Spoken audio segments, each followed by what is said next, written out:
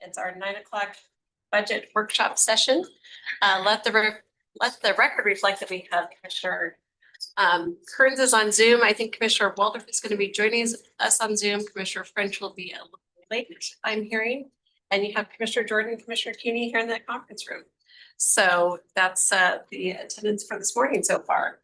So we've got a very busy day scheduled. So we are going to go ahead and just get started with this is our Public Works discussion today. So welcome to Kyle and Matt and your whole team that's here. So thank you, and we'll let you guys go ahead and just get started. Thank you. Good morning, commissioners. Appreciate you having us here for our 2026 budget briefing. And nice to have a little front page coverage here, just because they knew we were doing budget today. So we worked with the spokesman to make sure we got a nice article to start off our morning here. We'll walk you through all the public works departments here. There's a lot to digest. Sorry, there's a lot of slides, but we'll try to make it as simple as possible here. Matt's going to kick us off here, starting with 110. That's the big one, road fund here. So we're rolling. All right, thank you. Madam Chair, should it please the board, we also have our 6-year transportation improvement program that we can do on the backside of this if time allows. We don't want to put you behind, but it should be a fairly short one. And if it fits, we would like to do that if it works. That'd be great. We'll see how the time goes. Oh, sounds good. First, we're starting off with the road fund, Fund 110, and we're organizing all the funds similarly. We'll do a summary, FTEs, just because that's a topic, and then work into the budget and then highlights from me. So obviously road fund, the major programs inside of the road fund are capital projects, maintenance and preservation, development services. We do a lot of permitting out of the road fund, and also Commute Smart Northwest. You hear from Leanne Yamamoto fairly routinely on the grant she's getting with that group, and Target Zero. We have John Griffin that's inside of our program. The revenues, I think you're all familiar, are primarily property tax, roughly half, gas tax is a quarter, and then transportation grants being the bulk of the remaining quarter. And then we do work for other jurisdictions, and that provides some income and the added benefit of having our folks off of our books to allow more money for preservation. Next slide, please. First, on the staffing end of things, administratively, you can see we have 31 FTEs. That covers a lot of things, covers Kyle and I, administrative assistants, the front desk, permitting right of way, 4 people in that group, 5 people in development services, 1 in floodplain. So a lot of different parts to that administrative piece. Inside capital projects, you can see obviously we have the engineering, design, and construction management. We also have the transportation development group, which is Jamie Hayes and Barry Green that you hear from pretty often on getting grants. And that also includes the sign and signal shop. So that 61 is also the field portion of signs and signals. And that 61 includes 4 currently open positions that we're trying to get filled. On maintenance admin, that's our pavement management, fits and quarries also, that's 8 FTEs. The supervision for our 4 road districts and the bridge foreman, bridge supervisor is 9, and we have 73 currently road maintenance specialists in bridge crew. Commissioners, I just want to point out here in this slide, especially with the focus on staffing and particularly in our typical budget season this year. And I wanted to highlight that 2 years ago, almost late 2024, we knew we had 2 new contracts coming up for basically the entirety of public works. And knowing we had to be able to afford those contracts into the future, we took a really hard look at long-standing vacancies, areas where we could eliminate positions via attrition. And we dropped close to 50 positions almost 2 years ago here. And some of that has none of that's going to show up in this because we did it and it actually showed up at the end of 2024. So that's why you don't see it in the 25 or 26 budgets because that effort was already done. And so that was the tune of $3 to $4 million a year, so to make sure that we could be able to afford the contracts that we have And the cost of that moving into the future, we dramatically did so back then. So that's why we're not showing a bunch of FTE reductions now, because we really did a big swing at that at the end of 2020. Next slide, please. So here's the high level budget for 110. You can see again, as mentioned, property tax being 30 million a year, grants being 13, gas tax being 10, and then other proceeds. We do have a loan built in there. That's approximately 6 million for the ops building and another 2 million for some equipment purchases. We need a striper in a pretty bad way. And also there's an opportunity cost with our graders. We have buybacks at the end of lease periods that are exceptionally low compared to new purchase cost. So we're going to take advantage of that and we can get some graders and expand the portion of that. On the expense side of it, you can see we have a 13 million for a capital program this year. Maintenance is at almost 16 million. That includes a lot of things. That's administration, but it's 5 million is budgeted for winter operations. That's our vegetation management program. Also our bridge program. We do quite a bit of bridge maintenance with our own bridge crews. There's facilities in there, 2 million for gravel road. That's the grading that we do spring and fall. It's $2 million roughly. And then, anyway, so a lot of things built in there, including $1 million in patching, which would be a typical year. This year was exceptional. We'll talk about that in a little bit too. And then on preservation, you can see we have almost 9.4 budgeted. And just want to stop and mention on that one a little bit. That number is only there because of the support we received from the board previously on the stormwater fees. That number would have been 4 million or less, which is a very minimal preservation program. We wouldn't be able to run overlay if we were still in that position. So again, just want to thank the board for their support on that. That number is what we had hoped it'd be. We self-performing work with maintenance we're pretty well maxed out at 10 million. So we're getting very close to the most work we can self-perform in a typical season. So anyway, just again, thank you to the board. Really appreciate that support. Capital fleet, that's the 110 contribution to the equipment. Every year we have roughly half of the dollars going to equipment comes out of 110, the other half out of 501 that we'll get into more in a minute. There's a little debt service, and we do have 3 million in contingency there just for the books. And you can see all in, we're netting 1.3 million, but again, that has loan proceeds in there and a pretty big contingency in there. Our projected ending fund balance with that contingency is a little over 16 million. Next slide. So now I wanted to go through the different groups within 110 and just kind of highlight some of the work that they're doing. This is our administration, and this is the permits that are issued, and this is a fairly typical year. You can see there's a lot of rural and urban approaches. Anytime somebody wants to access the county right of way, they take out an approach permit. We make sure that approach is safe in terms of site distance, addresses drainage needs, primarily in rural areas. And then also the urban approaches, make sure they're in good shape and also don't have any site distance or safety issues.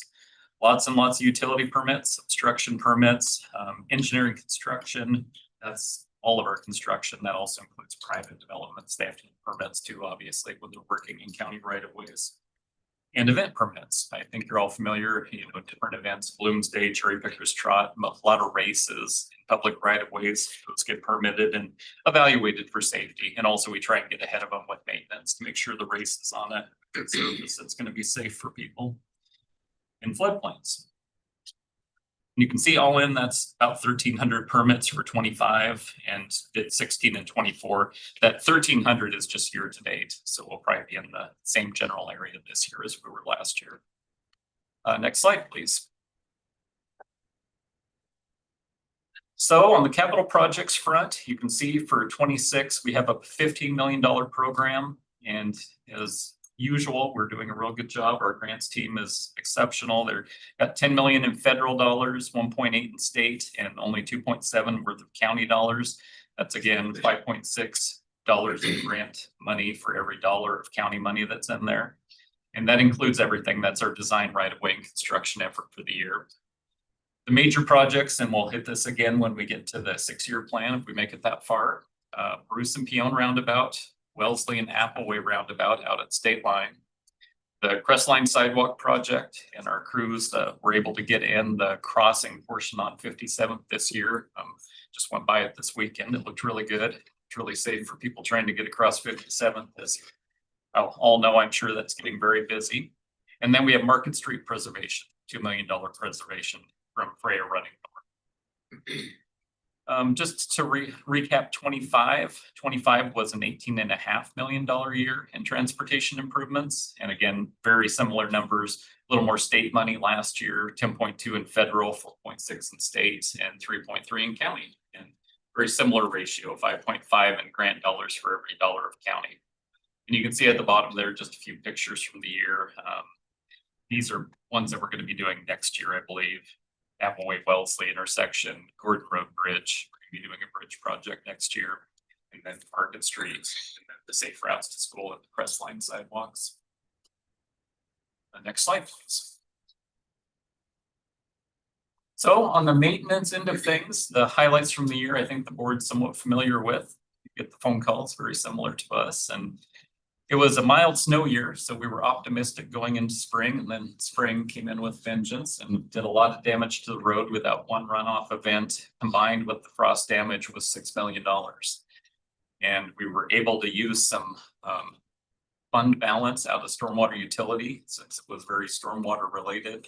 And that basically saved us this year. We were able to get the roads put back together. Without that money, it would have been a very different situation going into fall. We would not have been able to get the roads put back together in a fashion that would have satisfied the public. So again, very grateful for that.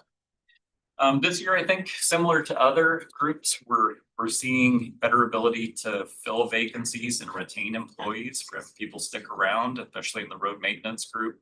And we're getting a lot of qualified applicants. So we're real happy to see that. I think working for government's looking good for people. We're also working on a lot of things, as you might imagine. Coming up with our culvert inventory and cleaning. We'll hit a little more on that during the 409 presentation for the stormwater fund. Next slide. So this is the preservation end of maintenance, and this is what we got to accomplish this year. You can see the total preservation spend was $7 million. Crack sealing, which is always our absolute best dollar spent in terms of keeping the roads put together. We are trying a new product called Mastic, where we rent a different machine. Essentially, it fills wider cracks, and these are typically thermal cracks, and we get them in newer neighborhoods. And if we can keep on top of these, it keeps the roads from deteriorating. If you can imagine, if these big cracks are left unattended, they start breaking up, and now we're patching. And once we get into the realm of patching, we're doing it. So excited about Mastic. We're going to continue to use that more in the future. It also allows us to be in good shape for doing neighborhood scrub seals, a program that we developed a few years ago that we're seeing a lot of success with. So anyway, excited about that. Chip seal. We did, 137 lane miles of county roads and 31 for small towns. So again, we were helping out Millwood, Rockford, Medical Lake, did the other half of Medical Lake. Deer Park, they're graduating this year. They're no longer considered a small town from TIB's perspective. So it was their last shot at getting some of those dollars for preservation. We were able to help them too. And finally, overlay, 35 lane miles, 3.8 million. And that was including some stormwater funds also. That's it, I believe. I can clarify. You said that earlier on, next year's budget will be like 9 point something for preservation. And I'm not capping it enough. The question just escaped. It's going to come back. So, and then self-perform. Yeah. So those are two separate kind of bodies of work. We tend to, when we're talking preservation dollars, that's generally always all self-perform.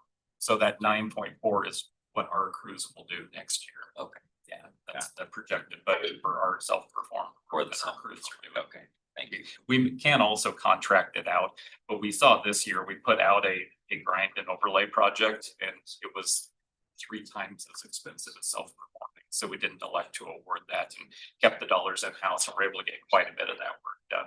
It's really rose to the occasion. So before we leave this slide, so when you're saying on the crack ceiling and talking about the new and the way of doing it, how does that compare to what you did last year? In terms of volume of work. Volume and dollar. I don't have the details on crack seal. I can certainly get I that. mean, just be curious if with this new way of doing it, if is it sounds more effective, but dollar wise, you know, is it or not? And you know, are you able to get more lanes? Yeah. Miles than you were before? Yeah, and we run both programs. 90% of the year, we run a crack seal crew and they're doing the same work with our crack seal machine and just doing the normal small cracks. Then at the very tail end of the season, we rent this mastic machine that's a different process and just fill neighborhoods that have these wider cracks. And, you know, I can parse out those dollars for you. And really, we're gonna see that benefit down the road. You know, we don't know immediately how effective or how beneficial, but we just know we won't have to be in nearly as soon doing patching, and that's when we really have an issue. No, and I'm not questioning, that. I'm just curious on the dollar, you know, versus miles and all that, you know, because as you continue to use it, it'd just be good to track how that is working. You know, yes, it's like putting money upstream and you're not gonna be able to tell all the results right now. So I'm gonna get that. Very excited about that. Commissioner Kearns. I was wondering, I I was breezing through the slides and I didn't see it. What is your cost breakdown as far as labor to actual materials? I mean, we see each of the departments. I know, I mean, the asphalt, the gravel, the machines, the fuel. I mean, that's also costly. What's your sort of percentage breakdown for the materials versus the actual people doing the work? You know, I would be happy to get that for you, Commissioner. I don't have it at hand. Okay, no problem. I know chip seal is kind of the poster child. It's the materials are the majority of the cost. With the chips that we buy are extremely expensive and the oil is extremely expensive and the crew moves very quickly. So that's one where the labor is a smaller portion, but I'm happy to get that breakdown for you and share it with the full board. Okay, thank you. You bet. On the maintenance side.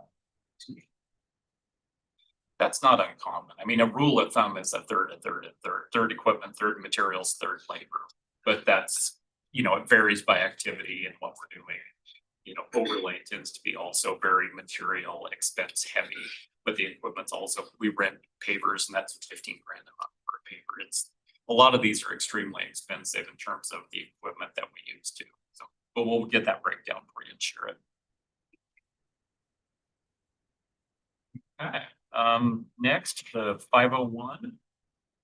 I think the board's familiar, that's our equipment fund. Thank you, Ron.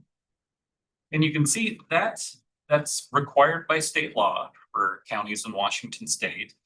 And for us, it does primarily equipment. You can use it for other departments if we want to help out other departments, and we do that to some extent. We're looking at potentially expanding that effort a little bit. But it also includes all of our materials too. Our sand, our gravel, our de-icer, our winter materials are all within 501 and then charged out by the districts as we do that work. It's a reimbursement, you know, it covers itself through rates. You can see that later in the budget, it balances out. We do also, when we're buying equipment, we mentioned there's that contribution from 110. That's basically the difference between the salvage value and the new purchase price. So it tends to be about half. That's our rough rule of thumb and usually plays out about that way too. And it's a recovery fund. The rates are adjusted every year to just try and make sure we're recovering costs and keeping that fund healthy. Next slide. In terms of staffing, the folks that are in 501 are admin staff of 5 people. We have 1 pit manager, Corey, who does a fantastic job managing our pits for us. The mechanics and part staff are 16 FTEs, and that number includes 2 vacancies that we're currently trying to fill. It's been a challenge to get mechanics. Probably will continue to do so just the way trends are, but we have a really good staff now, but would like to add a couple more. And I believe those positions are out. Next slide, please. In terms of budget, you can see beginning fund balance there is about 8.4 million. Say revenue, that's essentially what we're charging to the districts and also to the other folks that are inside that fund. That's 11 million a year. Capital contribution, that's from the roads department for the purchase of equipment. This year, we're projecting 2.1 million for a total revenue of 13.2. On the expense side of the sheet, you can see the pits and materials, that's 645,000. Parts are 4.4 million. 5 million of it is fuel, supplies, central service, utilities, debt service. We're about $1.5 million just in fuel every year, just to kind of put a scale on it. Then in capital, you can see that's 3.5 million of that 4.8 is off of our purchase plan. We also have 600,000 budgeted for radios. We had inherited some radios from the sheriff's department, I'm gonna say 15 or 20 years ago. They were hand-me-downs then, and they have reached the end of their useful life. It's become a safety concern. They're not reliable enough. The batteries don't work. They're just hard to maintain. So we're upgrading the radio system. Hoping to get that completed this year, because again, it's just a safety concern and we want to do it right away. And then also we mentioned the striper, that's about 720,000. So that makes up that 4.8. And then we have $1 million contingency for total expenses, just under 16 million. So the net income, you can see the ending fund balance there, 2.6 is the projected net income without contingency, 1.6 for an ending fund balance of 6.7. And that's it for 501. Happy to answer any questions on that one.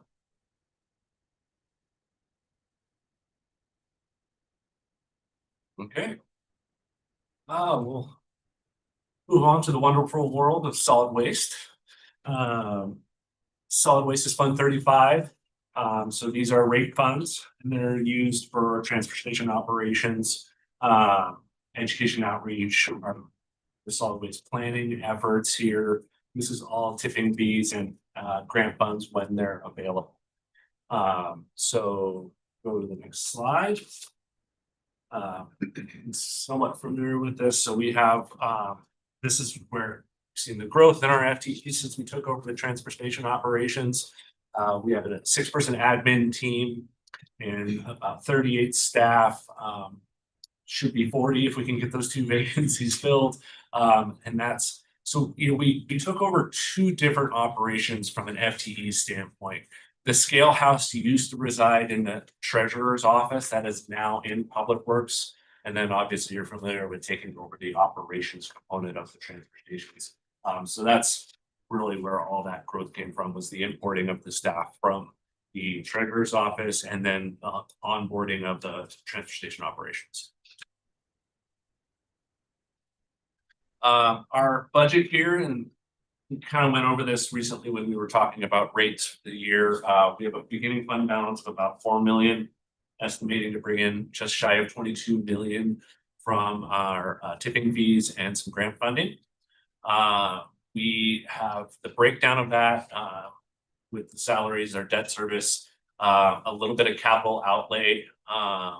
That's particularly for we have tampers that are ending end of life in our tipping floors. So we're going to start tackling those, probably 1 tamper and then doing the tipping floors in the next 2-3 years. We'll be talking about that a little bit later, but that's kind of what we're not replacing equipment quite yet because most of it's brand new. But remember, the transfer stations they've been used and abused for a long time. So we need to take care of those assets. And we'll be actually talking about the tamper, I think tomorrow, because the North Station tamper is really getting mission critical. So we have about 800,000 in landfill closure, some contingency in there. And so if we use that, we'll have a negative impact to our ending fund balance, but hopefully we won't need it and we can add a little bit to that fund balance. So we've been in the transfer station operations for 11 months now. About 120,000 tons of garbage and 35,000 tons of organics. Really nice having our new equipment and working with our central shop. So we're able to utilize our existing mechanic resources to help keep that equipment in good working order. They're out at the transfer stations regularly, just keeping and doing preventative maintenance on our equipment. It's a little interesting. Those, especially the front loaders at our transfer stations, get so many hours on them. I mean, we we can use a front loader in our pits for 30 years. These things are going to be lucky to last 5. We're putting those things are running all day, every day, 7 days a week. So it's a lot of hours on that equipment. Another big win this year was we were successful in securing the property to the north of the Sullivan transfer station, really securing the long-term future of our valley location, and really happy to get that all wrapped up here. We've also gotten our master composter recycler program and the waste ambassador programs kind of brought about and extended the reach on that. That's what I have for 435. Any questions on solid waste? I guess just, tell us about this successful year. I mean, it's a year of transition, so how did it go? And I mean, I didn't hear any complaints from the citizens, so that's always a good thing. I mean, these transitions. Yeah, and I can have Lindsay chime onto this, but I'm really, really pleased with it. The staff coming on board have taken another level of ownership of the operation. They are really engaged. And I will say, we have not been willing to keep people on that do not meet that level of culture and that engagement. We have, being blunt about it, we have quickly terminated a dozen folks probably, because they didn't in their first month of probation, because we want to make sure we have that great culture out there, and it is going really well. Quinn Gonder is our operations manager out there, and he's razor sharp, really into it. He likes to tell the story that when he started at the transfer stations long ago, he just needed a paycheck and he thought he'd maybe make it a week.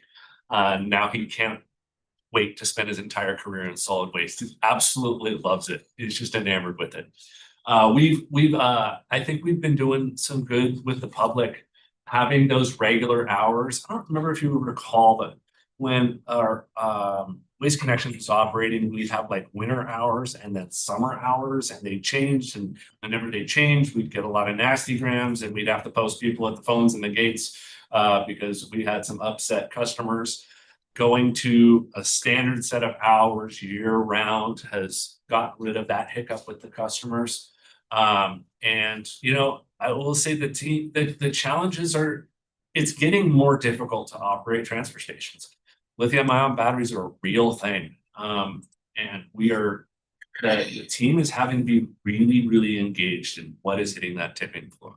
We're going to talk later this year too about household hazardous waste. We are seeing a lot of illicit disposal of chemicals, paints, oils.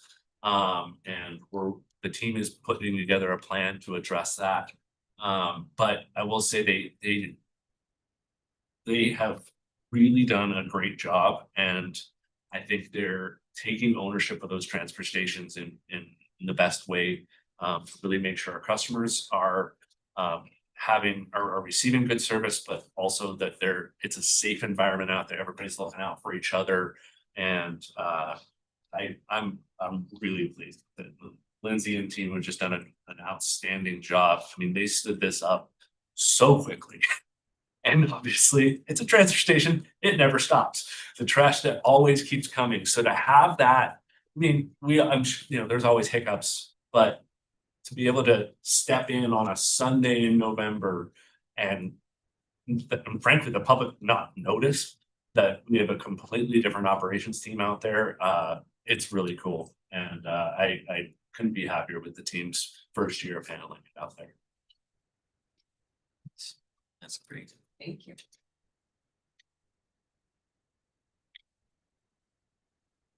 So next fund. Good question. Oh. How's it kind of globally, is it going well, kind of hiring and retaining the mechanics? This is pretty important in what they do. I saw there's a few vacancies earlier, but it looks like pretty healthy. Is that, what's the trend there? Difficulty. Okay. It is hard. You know, and our world is heavy equipment mechanics, right? And with the personal vehicle world becoming more and more and more electronic, and certainly ours is too, but probably at a faster pace. It's tough. It's tough getting mechanics that we can integrate into our team and that are interested at our rate of pay. It's not easy. I can't. Yeah, I mean, that's just compounded by the fact that we have become laser focused on culture and fit. I mean, we teach people their jobs. You show up with a set of skills and that's certainly important.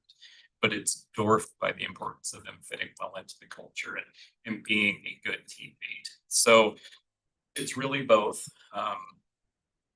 We've seen huge benefits in terms of culture out in the districts and also in the office from that approach. So we're very entrenched in that way of thinking and very focused on very committed, because the consequences when you don't have good culture, I mean, everybody, so it's not a great thing. So we're really doing a good job with that, but it also means that when we fill positions, we're very deliberate about using the probation period appropriately and making sure people are a good fit, and we will wait. If we don't get good candidates, we will wait until we find them.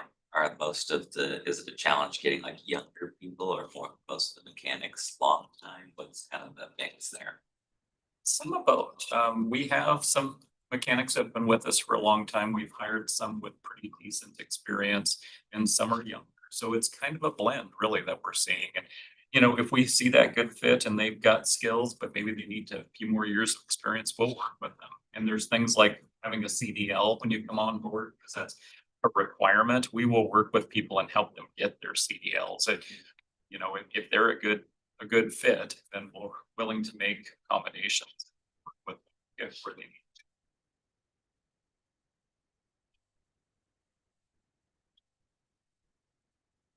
So our next fund is Fund 404. That's the sister to solid waste. I won't use a worse euphemism, probably could. This is landfill closure, the gift that keeps on giving. We have closed and capped landfills that require maintenance and operations and monitoring. We have 4 of them. So our consent decree funds are just about out. So most of the funding is now coming out of 435, our solid waste funds. There's a little bit of eligible usage for MICA and Green Acres that can come out of APA. And then if we ever find grant funds or settlement funds, those can come in and shore this up as well. So we go to the next slide. We have 4 staff for landfill closure. We have techs and a project manager. You can see Austin down there in the bottom right and Vortex up above. Go to the budget slide. We had about 950,000 in the beginning fund balance. And again, last year, half of that came out of 435. This year, almost all of it is going to come out of 435 with that addition of 100,000 out of APA for eligible expenses there. So it's mostly staff, but we also have a lot of sampling and testing and supplies related to that. We do have a contingency in there, so hopefully we won't need that, but the landfills are the gift that keeps on giving. You never know what they're going to throw at you. Always having conversations with our regulators about what's next. So we maintain compliance with our three watchdogs there, EPA, Ecology, and Clean Air. We had some ponding issues at Colbert, so we found a elegant solution to that, which is really good. We actually, these guys are really kind of Swiss Army knives of abilities here. So they actually ended up doing some work for us to help out our camera system at the transfer stations, which is becoming more and more important as we're having some interesting behaviors on the tipping floors. Any questions on landfill closure? Move right into wastewater operations here. Quick question. Oh, Sorry. yes. On the annual expenses, it sounds like there's some unexpected pieces there. Is it pretty consistent yearly what the expense out of that is, or what does the change look like trend wise there? It depends on what Ecology asks of us. So we don't know, if they're going to change their protocol. Colbert is an interesting one. We also, we have all these monitoring wells too, and sometimes they need repairs and maintenance. We don't necessarily, that's kind of the things where, we don't know when they're gonna fail, or when things are gonna change. So that's kind of why that is. But as far as consistency, it's consistently something, but I can't say that it's significantly growing or declining. But there's always something. So do you set the revenue then? You change it yearly based on what the expected need is, or is it kind of? It's pretty consistent. Yeah, the overall budget's pretty consistent there. It's mostly the staff. We self-perform everything possibly. Hey. Now, wonderful world of wastewater. And I'm just gonna pull the Band-Aid off right out of the gate here. This is an eye chart, I understand here, but I thought it was important to describe the interplay. We're gonna go over 5 different funds that are all related to wastewater. I want to give you a summary out of the gate to help you understand the interplay, because it is not fun. And there's moving parts and pieces left and right. So 401, that is operations and maintenance, that's our crews, and that's keeping our everything O&M running, which includes administration, that includes billing, inspections, developers, connections, everything. E01 is for the treatment plant. So basically, when you get your bill at home, it's O&M charge and a WTP charge. It's basically 401 and E01. That's how you break it down. And then the money starts moving around. So,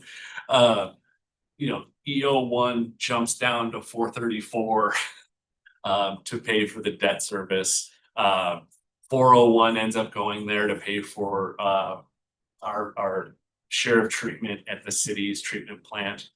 403 is collection system construction charges, so these are special connection charges. And sometimes these are paid by new development. Sometimes these are offset by in-kind. So if a developer builds a new development with public sewer in it, their connection charge can be offset by the public improvement that the county would then take ownership of. So it may or may not get paid. If a new commercial development just connects to the existing public sewer, they're going to pay that connection charge. But a lot of times in developments, there's a trading of assets that goes on when they'll pay for the construction of what will become new public sewer, and then that offsets those charges. 438, those are the GFCs. Those are paid, everywhere, but then those get moved into our construction funds as needed. They could go towards the treatment plant, or they could go towards our actual construction that comes out of Fund 403. So it's a complicated mix, but do spend a lot of time making sure it is appropriately taken care of. And then our Saltese comes out of 434 as well. Okay, next slide. So 401, this is that main O&M. This is our field operations team, maintenance and repairs of the collection system. We have a relatively young collection system and we want to make sure it is well taken care of. This also has our engineering services. So we're doing plan reviews, permitting developments, connection permits, inspections, customer service, code enforcement.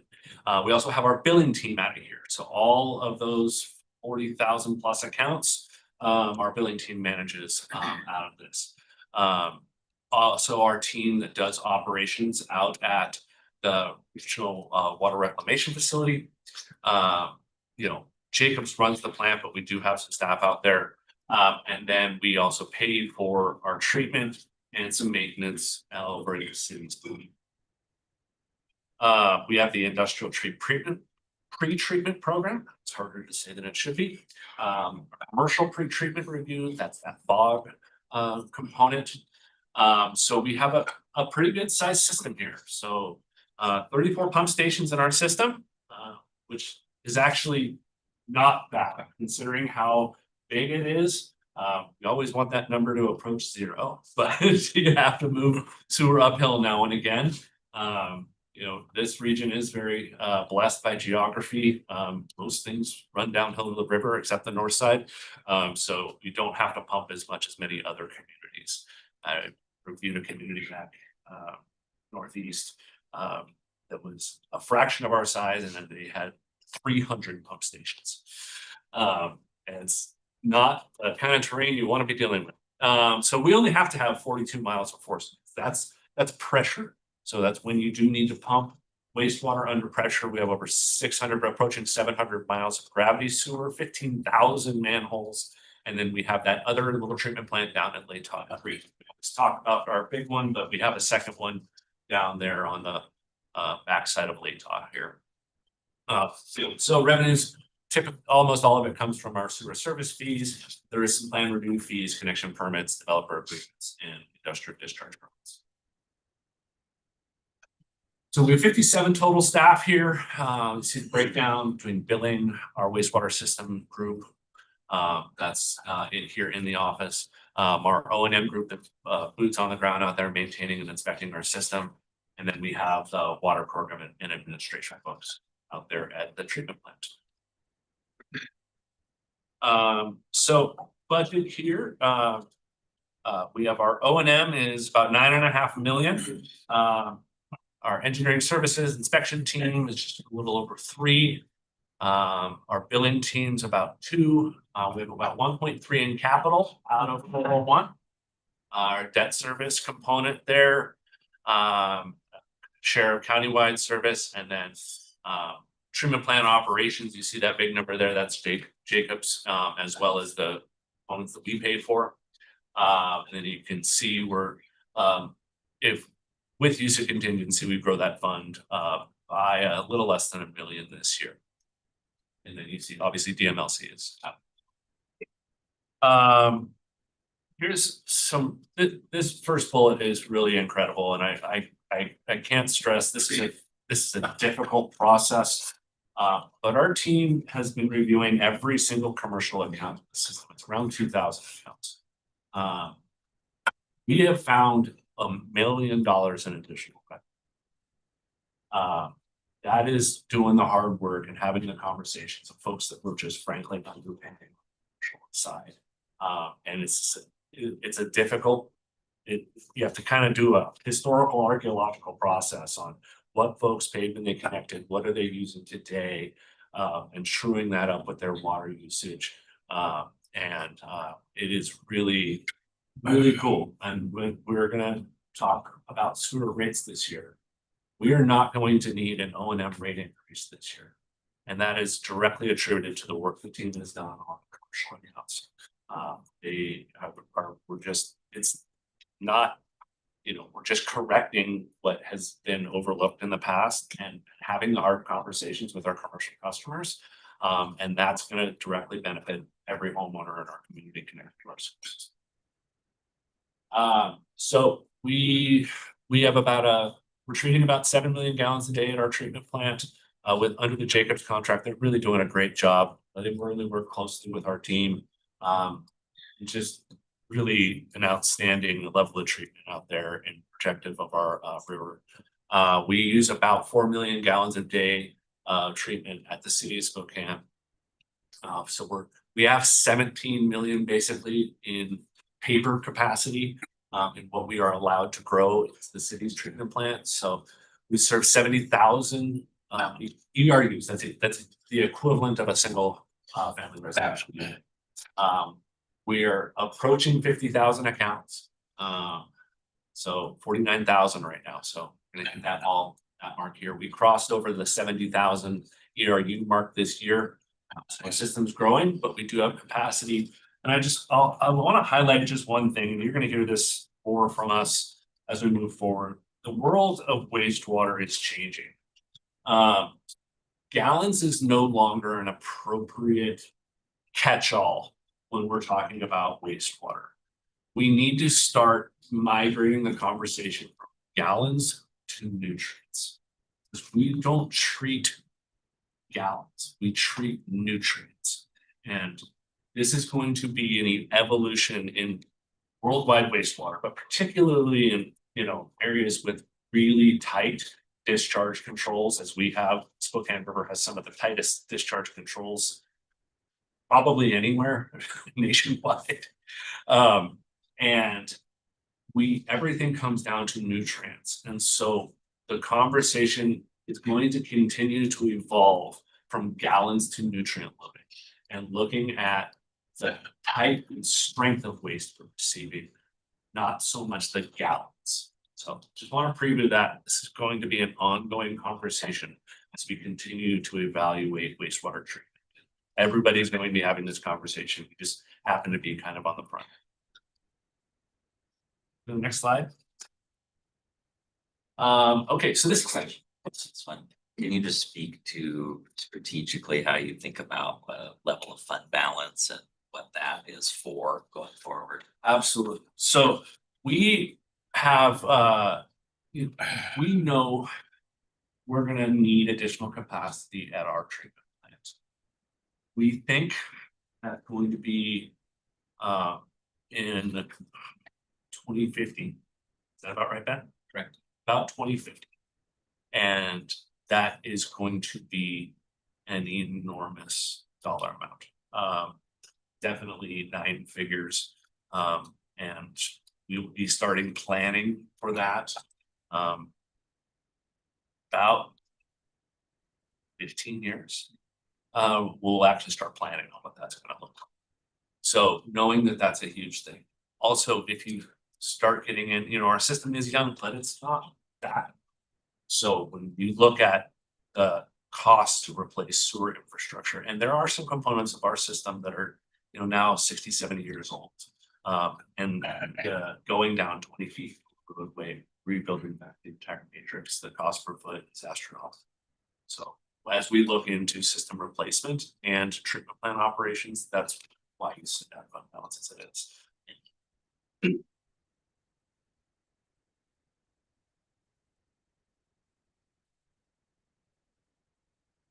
Okay, this is 403. This is the construction component of the sewer fund. So this is capital component, capital improvements to the system. So that's the whole gambit: permitting, design, bid construction, construction management survey. So we either consult out our design services, or we use our own capital team when they have capacity, where it's a little mix of both in 2026. So this is anything from an interceptor, pump station, or treatment facilities. And then we do some fund transfer in to make sure there's enough money in this fund to pay for the anticipated construction for the next year. So there's no FTEs that are dedicated funding out of 403. Our budget is a little over 5 million. We're ramping up some of the construction that was kind of planned to be further out, but we're finding we need to move a little bit faster here. So one of those is the Marion Hay. As you remember, we had that spill this year. That was not a good day for anybody. We actually just got that put back together, the road, I mean. so we have been slowly playing along on a parallel force main. This is our most critical piece of infrastructure. And so we're accelerating that. We oftentimes will wait until the road meets warrants to parallel piggyback with a road project, but really seeing the need to get this in place here. So we're gonna do another big chunk of this. This will be on Cedar, from Country Homes to Francis. And then we're working with the city of Spokane Valley. There's 2 or 3 little pockets of unsewered areas in the valley, and one of them is called the Grace Sewer Project. So we're planning on that for this year. So you can see that fund balance going down. We are expecting to ramp up construction. Next slide.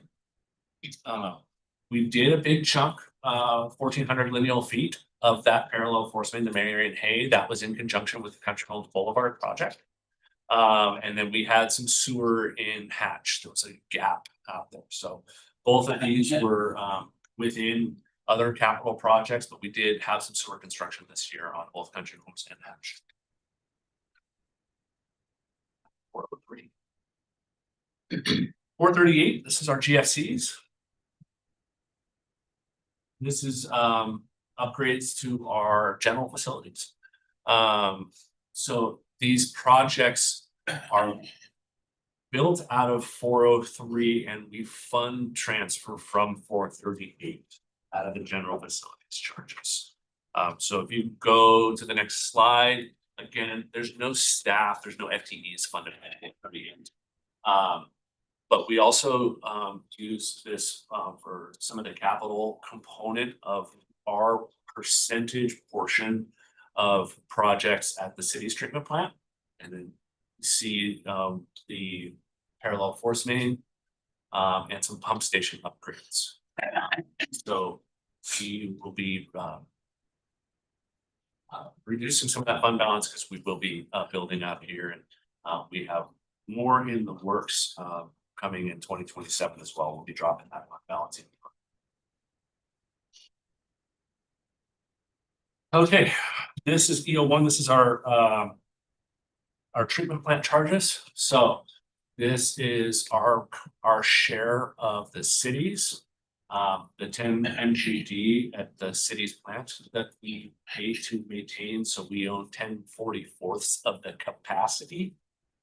This also pays for the debt service on our own treatment plant. This is that treatment plant chart, that other half of your residential sewer bill or everybody's sewer bill.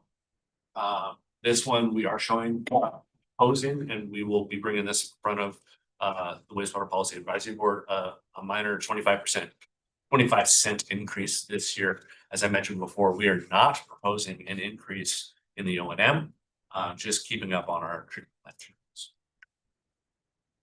Slide. So budget of just shy of 16 million. Again, we don't run any FTEs out of EO1. So we have a capital component to work with, still a lot of debt service on our treatment plant, and you can see the fund balances there. Okay. 434. Told you, there's a lot of these. This is the last one on wastewater. So improvements at our treatment plant, debt service, and this is the and our reserve fund is here. We don't have any upgrades scheduled at this time. This does include charges that go out to Salties Flats for those easement acquisitions and any improvements we need out there. Again, we don't fund staff out of 434. So this is all funded out of transfer. So those other funds have the revenues, then we transfer in from EO1 and 401. So we have debt service, we have our major equipment reserve, and then we have money set aside for our easement acquisition.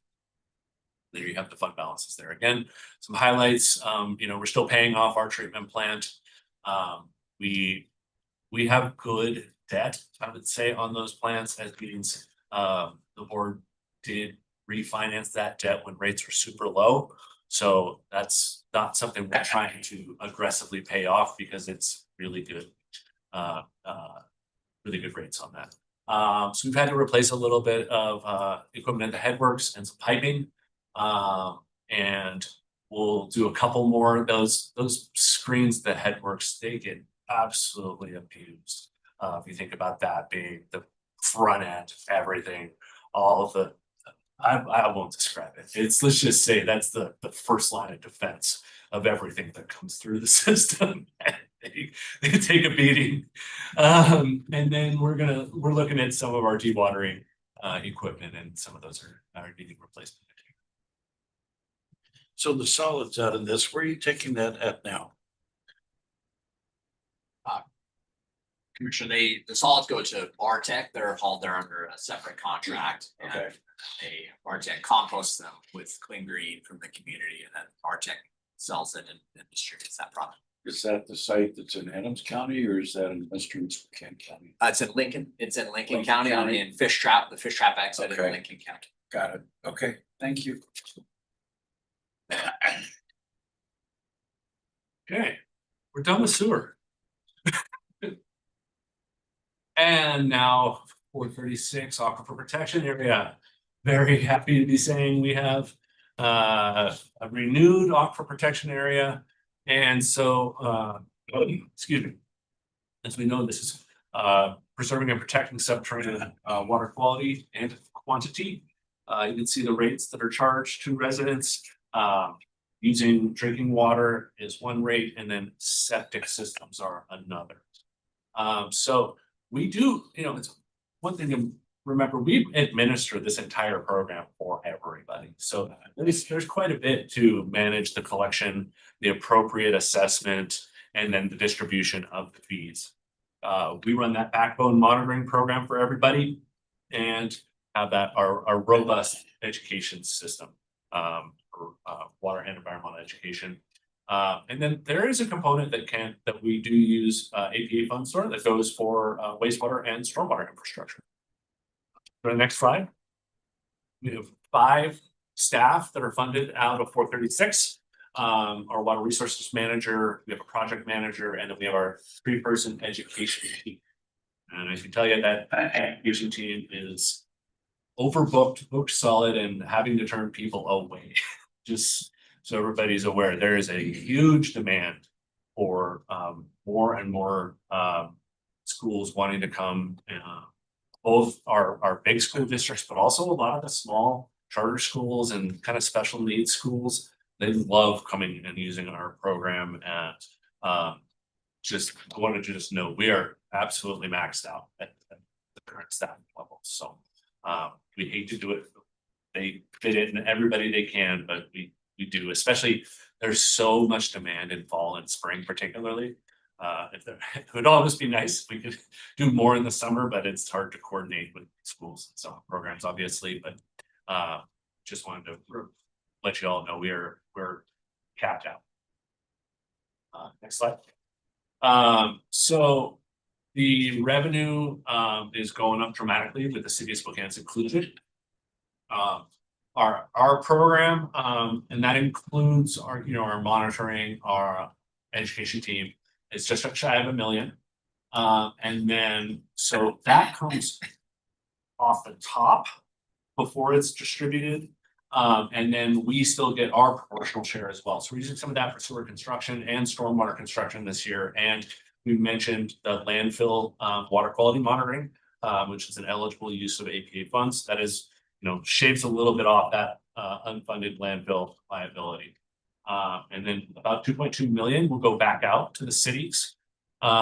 We have a little bit of a balance because we have been saving our component. So our proportional share for the last few years, knowing the APA was going to expire, we have not been burning that because we did not know if the APA was going to be moving forward, and we wanted as long of a runway as we could to keep our monitoring and education programs alive. Now that we know that we have another 20 years, we'll be able to start using that fund balance. But that was kind of our savings account for our monitoring and education program, not knowing if another APA would be. Do the next slide. Oh, certainly the biggest highlight for us is the renewal of the APA for another 20 years with such a resounding approval rate, 74%. And getting the city back in the band will be nice to work together a little more. So we're kind of evolving our monitoring program here to just kind of get with the times and stop monitoring for things that really haven't changed in the history of our monitoring program and looking at some new stuff. We got a couple awards this year for our education program at DMLC. Doing a lot of regional planning, certainly in line with the comp plan and the update of the Coordinated. water system plan. Thank you. All right. Any questions on APA? All right. This is just one I want to just highlight here. We just have this, this is a general fund component. It's not, there's no revenue coming in this year, but this is our water bank for WIRA 55 for purchasing the main water rights for mitigation certificates. And we process requests for mitigation certificates and then, keep that our reporting in with the ecology. So this is the reporting required for Little Spokane Watershed Plan, the implementation under the Hearst decision, and some monitoring is involved in this as well. We don't have specific staff assigned to this, but this is a fund that sits out there. Go to the next slide, Ron. So we have just a database to track mitigation certificates and meet our reporting requirements. Oh, sorry. I skipped a slide in my notes. You're good, Ron. There's 55,000 in the fund. So if there was the opportunity to purchase a mitigation certificate, we'd have to have some upfront costs. And then those are recouped from the developers. If there's a water right purchase that's available, we would certainly want to look into that with that reserve fund balance in there. It spends about 30,000 a year on the actual plan implementation and the watershed monitoring. So you can see we just have to keep that database up and report that to ecology.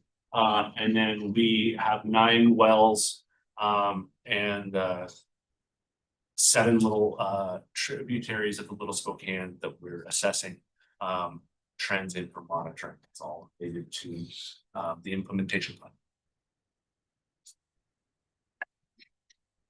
All right, we'll give Kyle a break here for a minute. Moving on to Stormwater Fund 409. And we talked a little bit earlier, and just again, Commissioner French wasn't here, but want to express our appreciation for the support for the stormwater fees and the expansion of the service area.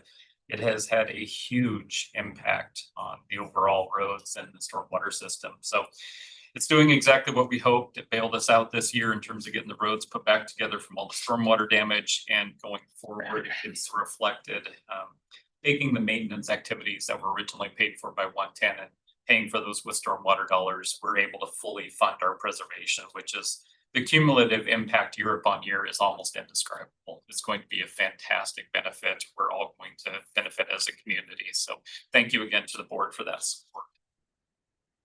So the annual fee, we all know, is going to be stepped in over a number of years here. This will be the first year we collect the new fee, and it will be countywide as approved by the board. The major activities, we're maintaining our infrastructure. We have thousands of stormwater facilities that we maintain. We do a lot of capital improvements every year, both small and large. I think we've talked before that we're also looking to leverage stormwater grant projects into road projects. So if you think about it, we can kind of win twice. We do a stormwater project that becomes a match for a road project if we can line everything up in terms of schedules and timelines, and have almost no road fund dollars in road projects. So that's another huge win. We also obviously have our MPDS permit with ecology, our phase 2 permit, and that has ramping up requirements that we're complying with. Public education outreach piece that's very, very good, and reminds everybody to take care of our drinking water aquifers, and also private and public facility inspection and maintenance to make sure everything's operating as it should. See there on the map, the green is the stormwater service area, the MPDS boundary, and then obviously we're countywide now with the fees. Next slide, please. We do a lot with a little. Stormwater utility has excellent staff in terms of doing our permit compliance and building new programs. They stood up and have been operating our facilities maintenance inside the service area for a number of years. That's a phenomenal program. We are in so much better shape now than we were before. And we're looking at taking that same talented staff and expanding, developing the culverts and ditching programs too. Very similar setup, just keeping track of what we have, getting better inventory, and then coming with a program to address those needs in a logical fashion instead of being reactionary and being surprised all the time. So that'll be really great. Looking forward to that. Next slide. You can see here the increased revenue. So 2.6 million in 2025. Now we're going to 5 million in 2026. The expense end of things, you can see the inspection and permit compliance, 1.9 million annually. Capital projects, we're estimating at 3 million. We're also starting out with 250,000. That number will grow. Right now, I think the board's familiar. When you want to do a project that's a large diameter culvert or a short span bridge, the environmental effort is substantial. It takes a year or more just to get through the environmental permitting. So we're going to be standing up a couple of projects. We also continue to work on the inventory. We estimate it'll be 2028 before we get that inventory done. Yeah, at the CRAB board meeting last week, there were two things that I think it's gonna impact us, maybe not, probably next year. Senator Curtis was there and talking about an effort now to streamline permitting process for counties, especially as it relates to stormwater and other infrastructure requirements. He was sharing stories about how it, and you were talked about it, years to get a permit because of regulatory environment and because of disjointed engagement between different departments. So he was talking about that. And then the other thing is that there is a couple experimental projects going on the other side of the state to deal with fish passage corridors and stuff. And so we had quite a bit of conversation about some of the techniques that they were exploring, but the potential for cost reduction was significant. So that also is occurring. So at some point you might want to circle back with either Drew or Derek or whoever over there, kind of give a briefing on that. Absolutely. Looking forward to it, as you might imagine. So, Yeah. you know, again, we want to be good stewards of the environment, but just the timeframes have been very long. And having better communication would be great. We're very lucky. We have, unlike a lot of counties, we have a full-time environmental permits person, Bayla, that does a fantastic job. We also have Vince Bartels out at Ardura that's almost like another team member. We've had him for a very long time. He knows our projects inside and out. He has great rapport with the services. But yeah, any help we could get legislatively to move things along would be very appreciated. And we'd see the benefits. We could get work on the ground quicker and more affordably, more cost effective. That's great. Thank you. Keep our eyes open. So on the expense side, I think we covered that. Beginning fund balance, you see the 10.1 million, ending fund 4.3. We are using some of that fund balance this year. That's consciously, we are trying to ramp down the fund balance, knowing that our funds are going to grow as those rates ramp in. And that includes $1 million in contingency. Next slide. So the highlights, we've hit on this a little. We repaired the storm damage from 2025. That was really a great bailout for us. Got some new equipment we're using, a new ditching head, and also some brushing equipment that's already reaping benefits, and we're going to get much better at it as time goes on. We're kind of on our learning curve now. Our overlay program, shoulder maintenance, street sweeping, those are all being helped out by stormwater. So we're very grateful for that. This year we inspected 4,000 public facilities, we factored 800 of them. And again, we're standing up that culvert inventory and inspection program, and we added 1,400 to the inventory this year, and over the next few years, we'll complete that inventory. The size of our. Yeah, it's unreal. I'm very grateful to be doing the inventory and having worked to address the rural needs. We have an incredible amount of culverts, both approach and mainline culverts on roadways, and not having had any funding for them historically, that problem was going to catch us sooner than later. Being proactive, one, is going to be far more cost effective. It probably costs twice as much to deal with it when we're being reactionary, but also just having the funding to do general maintenance is going to be great, truly an asset to the county. That is it. You can believe it. Just those few funds there. I'm happy to answer any questions about those.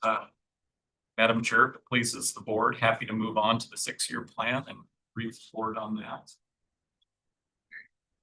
Any other questions? None, then yes, let's go ahead and do that. Ron has it up already. Thank you, Ron. So this is the 2026 through 2031. It's the Transportation Improvement Program, also the Stormwater Program and Wastewater Program. So all together.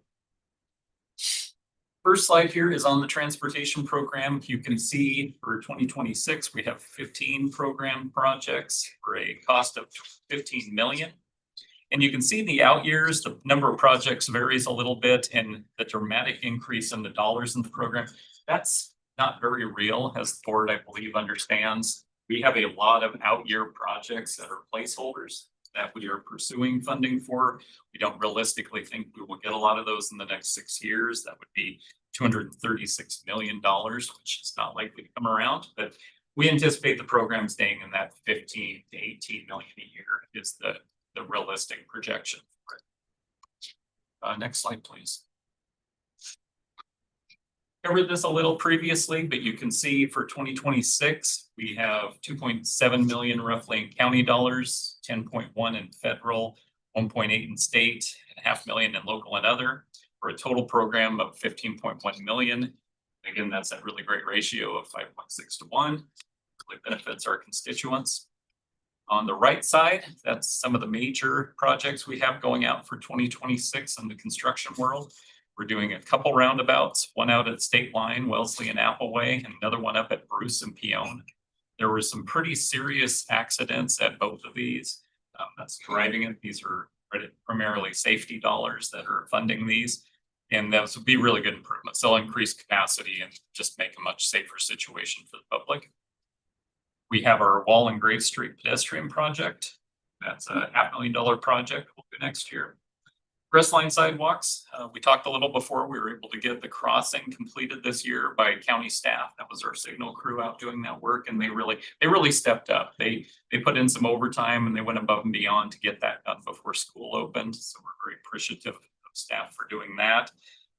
And I went by it the other day, it looks really good. It's like it's a very visible crossing now on a very busy street. It should be a much safer situation for students and also for other people walking through the intersection there. Last is Market Street preservation. We're going to do Freya, continuing north. That's a 2-inch grind and inlay full width, and that's a $2 million project that we should complete next year. So can the Craig and Thorpe project be broken up into 2 phases? One, the phase that we've already got all the money for is the roundabout, the S curve, eliminating that, and then do the from the roundabout to the gate when we get additional money to finish out the funding for that, so that at least we can make some progress on there. I did talk to the congressman, and he indicated that he would support congressional earmark for funding for the gate, but that might not come before spring. But it seems to me that we could at least break that up and make some progress to help facilitate some of the truck traffic that's going through there now. And that's already funded. Yeah, so we did in the plan break those 2 projects out. So it's actually 3 projects. We have the realignment curve, the roundabout, and then Thorpe.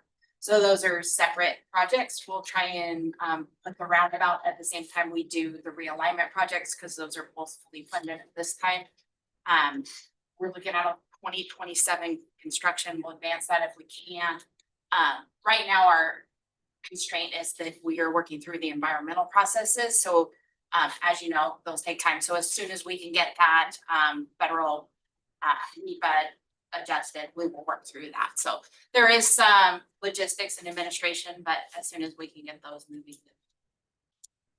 Yeah, it's just, it's a project that's taken multiple years and stuff, and so it'd be nice to get some activity on there, especially since we're starting to ramp up the development of the transload.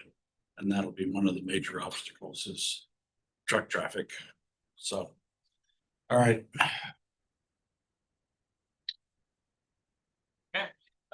Next is the Stormwater Capital Improvement Program. This is the 6-year for stormwater, and have about 10 million programmed currently. There's some 2026 stormwater projects you can see listed there. Fruit Hill Road, that's been a perennial problem for us. Looking for a solution for that. The landowner up there, we'll see if we can negotiate something with them. There's a couple different options depending on the property rights we can acquire.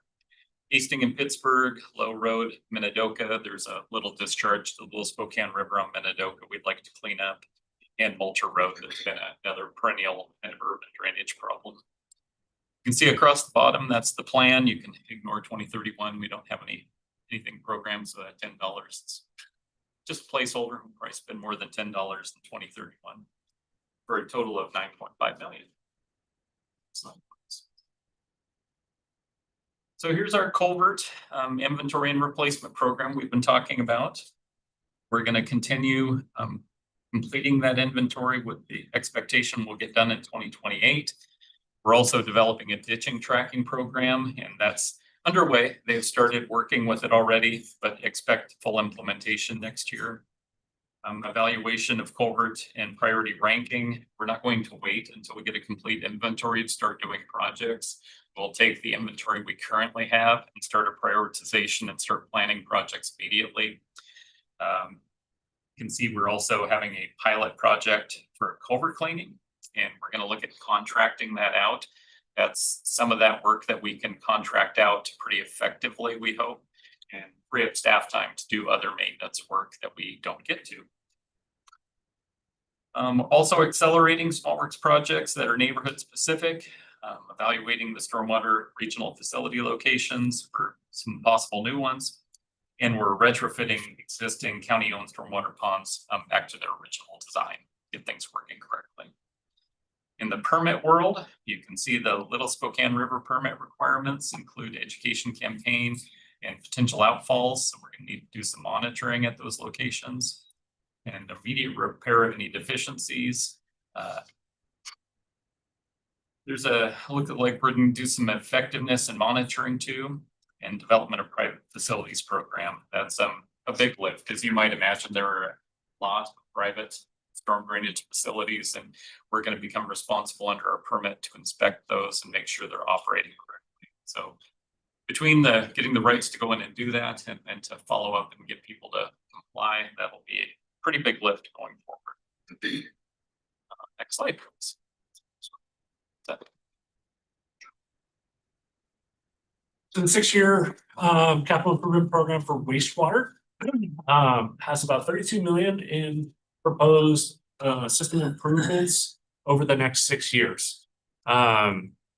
You see a little bit kind of going bottom from top, some investment in our reclamation facility. Most of it is in the collection system, but then as you recall, we have that proportional component of the capital projects at the city's Riverside Park Water Reclamation Facility that we do pay that component of. We review their plan as well and budget that accordingly into our 6-year. The next slide, Rob. So we have some major projects next year. We're working with the Valley. This is another set. These are 2 septic tank elimination projects. We expect to get into Grace this year and Donwood in 27. Sorry, Grace in 26, Donwood in 27. big project, about $6 million, hoping to be done in 2027. Working in Lane Park, this is up in that Lanyard area. Got some developed areas we need to be sewering, so we'll be getting that designed for the next 2 years so that we can hit construction in 28. Another big $6 million project.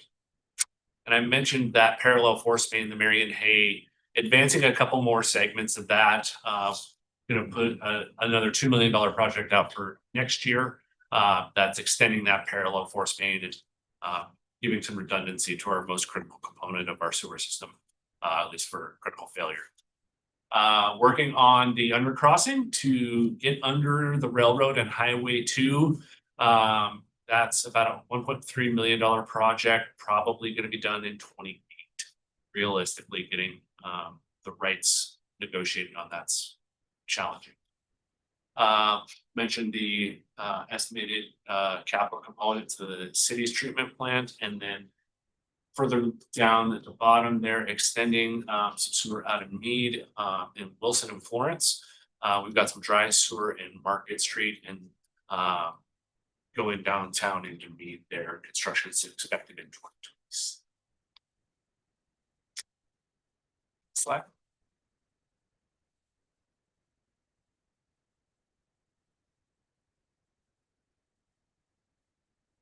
They keep coming back to this, but going to anyway. Why is it taking so long on the Craig Road project when we did the Geiger Boulevard expansion from start to finish? That was a 2-year project. Start to finish, including getting a federal grant, all the approvals from the state, the feds, and the city of Spokane to coordinate that effort. And yet here, you've got a project that is totally in the control of the county. And yet this thing continues to be pushed off. Every time it gets pushed off, it becomes more expensive. And I gotta go out and try and find more money. And I gotta tell you, I'm just really getting tired. If you've got this thing broken up into phases, why can't you get 2 phases done next year? And if it's staffing internally, contract it out. When I first got here to the county, a lot of projects were being held up in engineering. Not your responsibility, not go long before you, because they just didn't want to contract out. But when we've got projects that are funded and we're not taking care of it, if it's staffing, either contract it out or staff up. But it's getting very frustrating chasing money for the same project over and over and over again. So that's it, my piece. I can add to that. Right. So we did just get approval to break the remainder of the balance off the TD4 Lakes I-90 connection study to fund the construction phase of the roundabout. So we just got that approval. We're waiting for it to go through the state process and we can start working on that, whatever that looks like for staffing. We can't start the federal process for the environmental funds until we get those funds in place, which we just got those fundings awarded from SRTC for the realignment project. So a lot of it's a timing thing. We are committed to meeting the funding requirement for the legislative funds that we have to have in place and obligated by September of next year, 2026. And so we'll make sure that we go into construction advertisement by September. And like I said, if we can advance it, we'll look at those opportunities, but right now we're constrained by those timelines. Unfortunately.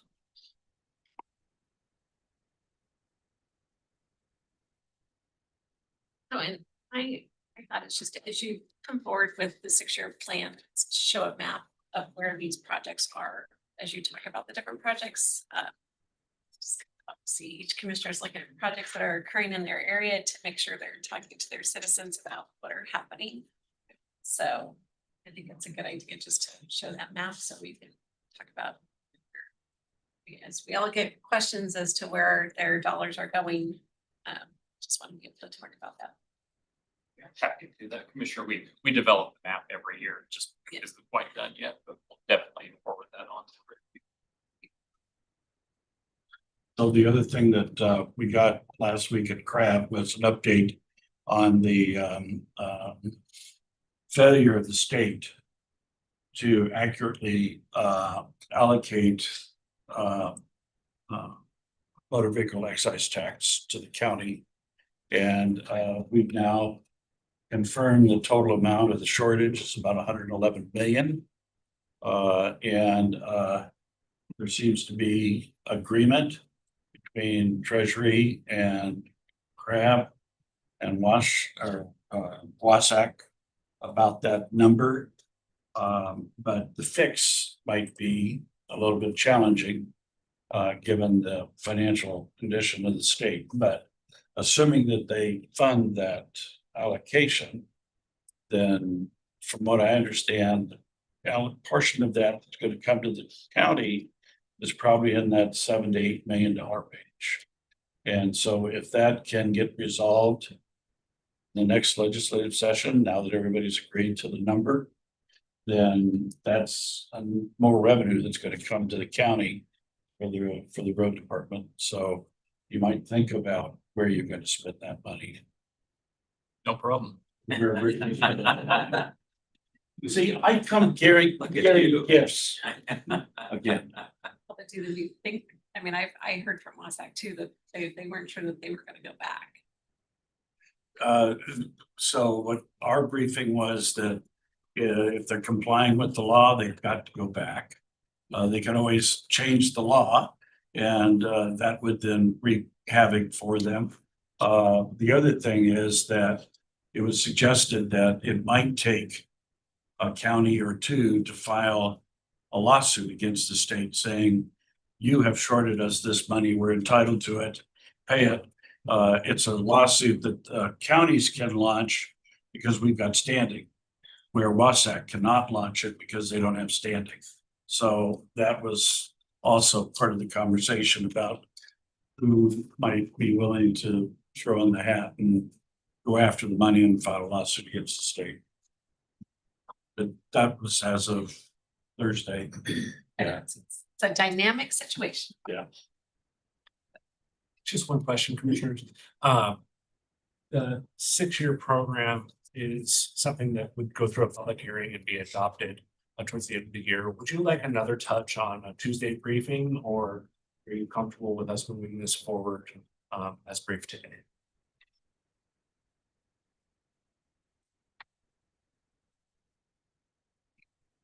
The briefing's not gonna change between now and then, so.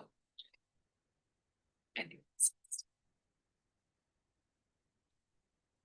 We'll intend to move it forward and have it such that it's a public hearing at the same time as the budget adoption.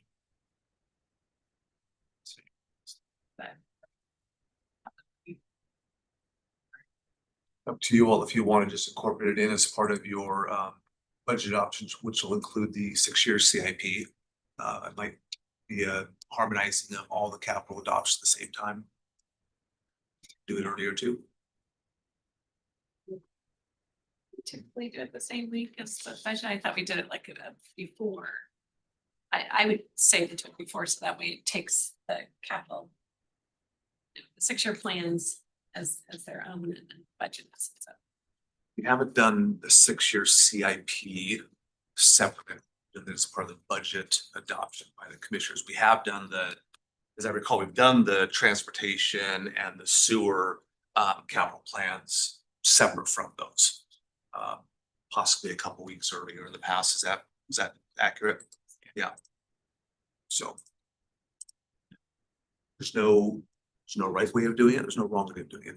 Either way you prefer. I'm good with your suggestion. You're talking about doing them separately. yes, I'm keeping with them that, separate. yeah. I mean, because I think it's better to adopt the 6-year capital programs ahead of the budget, so that way it's already budget. I agree. One thing before we go too, I appreciate the time. Thank you for hearing us and allowing us to do the 6-year, but also just want to point out our team. I As think you you're all say, you familiar. introduce everybody just to. Yeah. We are very fortunate to have the team of administrators we have. It makes a huge difference. I mean, you hear from Kyle and I fairly often, but they're the real people doing the real work and having all the knowledge are sitting behind us. really grateful for the team we have, and they're obviously always available to help answer any questions you might have. Great, do you want to introduce? Yeah, Yeah, sure. Go around. Louis Graff hiding behind the column there. Wastewater administrator there. Ben Bradabo, our water programs administrator. We have Lindsay Chapman, who's our solid waste administrator. Chris Martin, it's our office administrator. Brandon Collier is the capital programs administrator. Joel Graff, road maintenance administrator, and the legendary Shannon Berkey, our finance administrator, keeps these 60 pages of finances in working order. Yes, how much you? Well, very good. Thank you all very much. Appreciate all the time. Thank you all.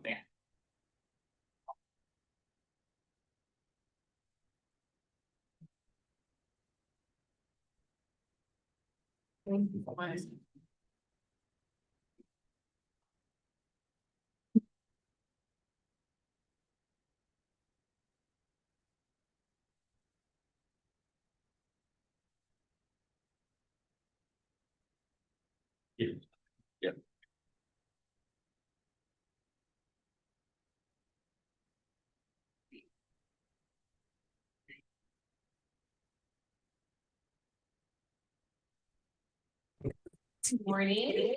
Thank you for getting here a little early to get us going. So got busy schedules. So it's like several executive sessions after. So no worries.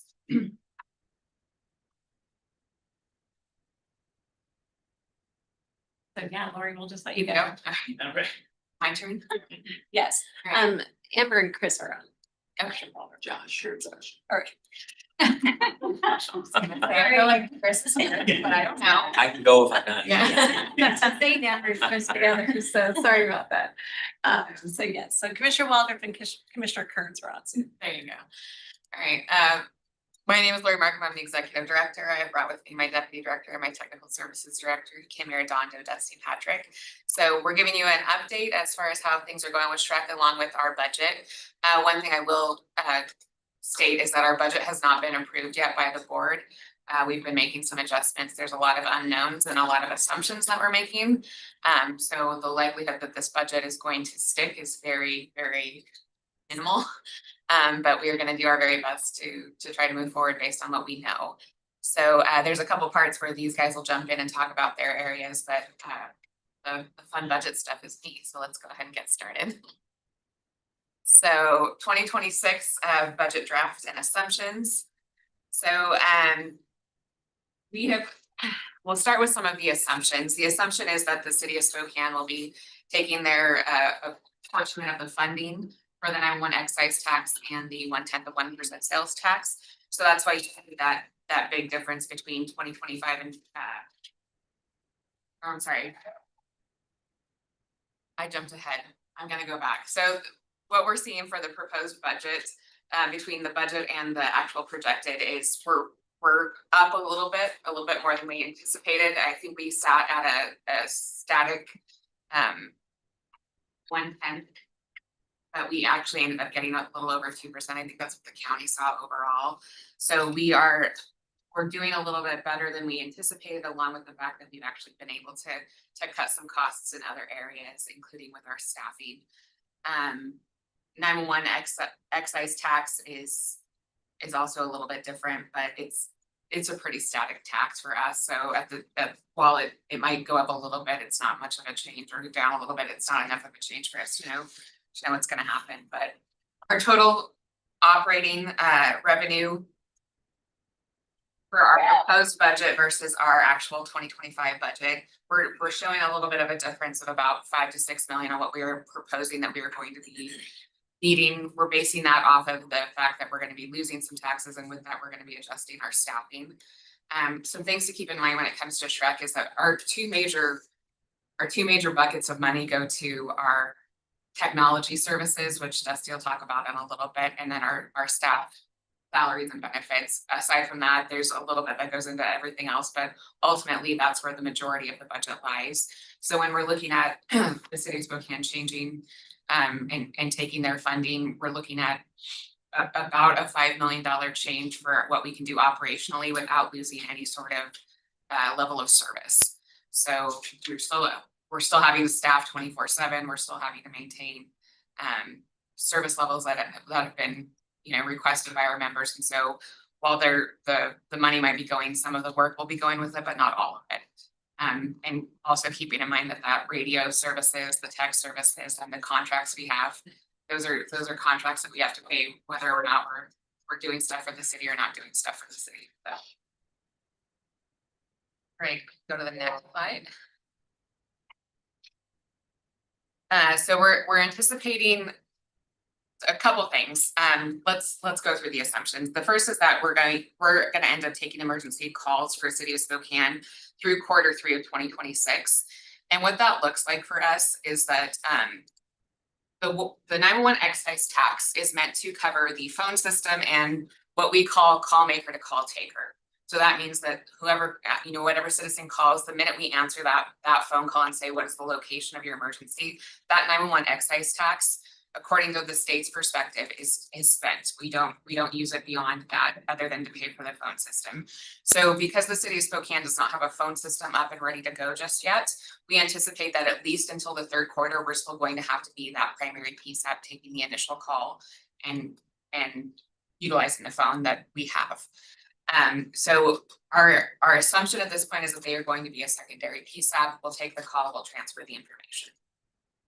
The other thing that we are definitely considering as an assumption is that we will end up providing fire dispatch services for the city of Spokane for that Q1 of 2026, knowing that we will be moving to our new CAD system and that will become pretty much we're not going to be able to do that past that point.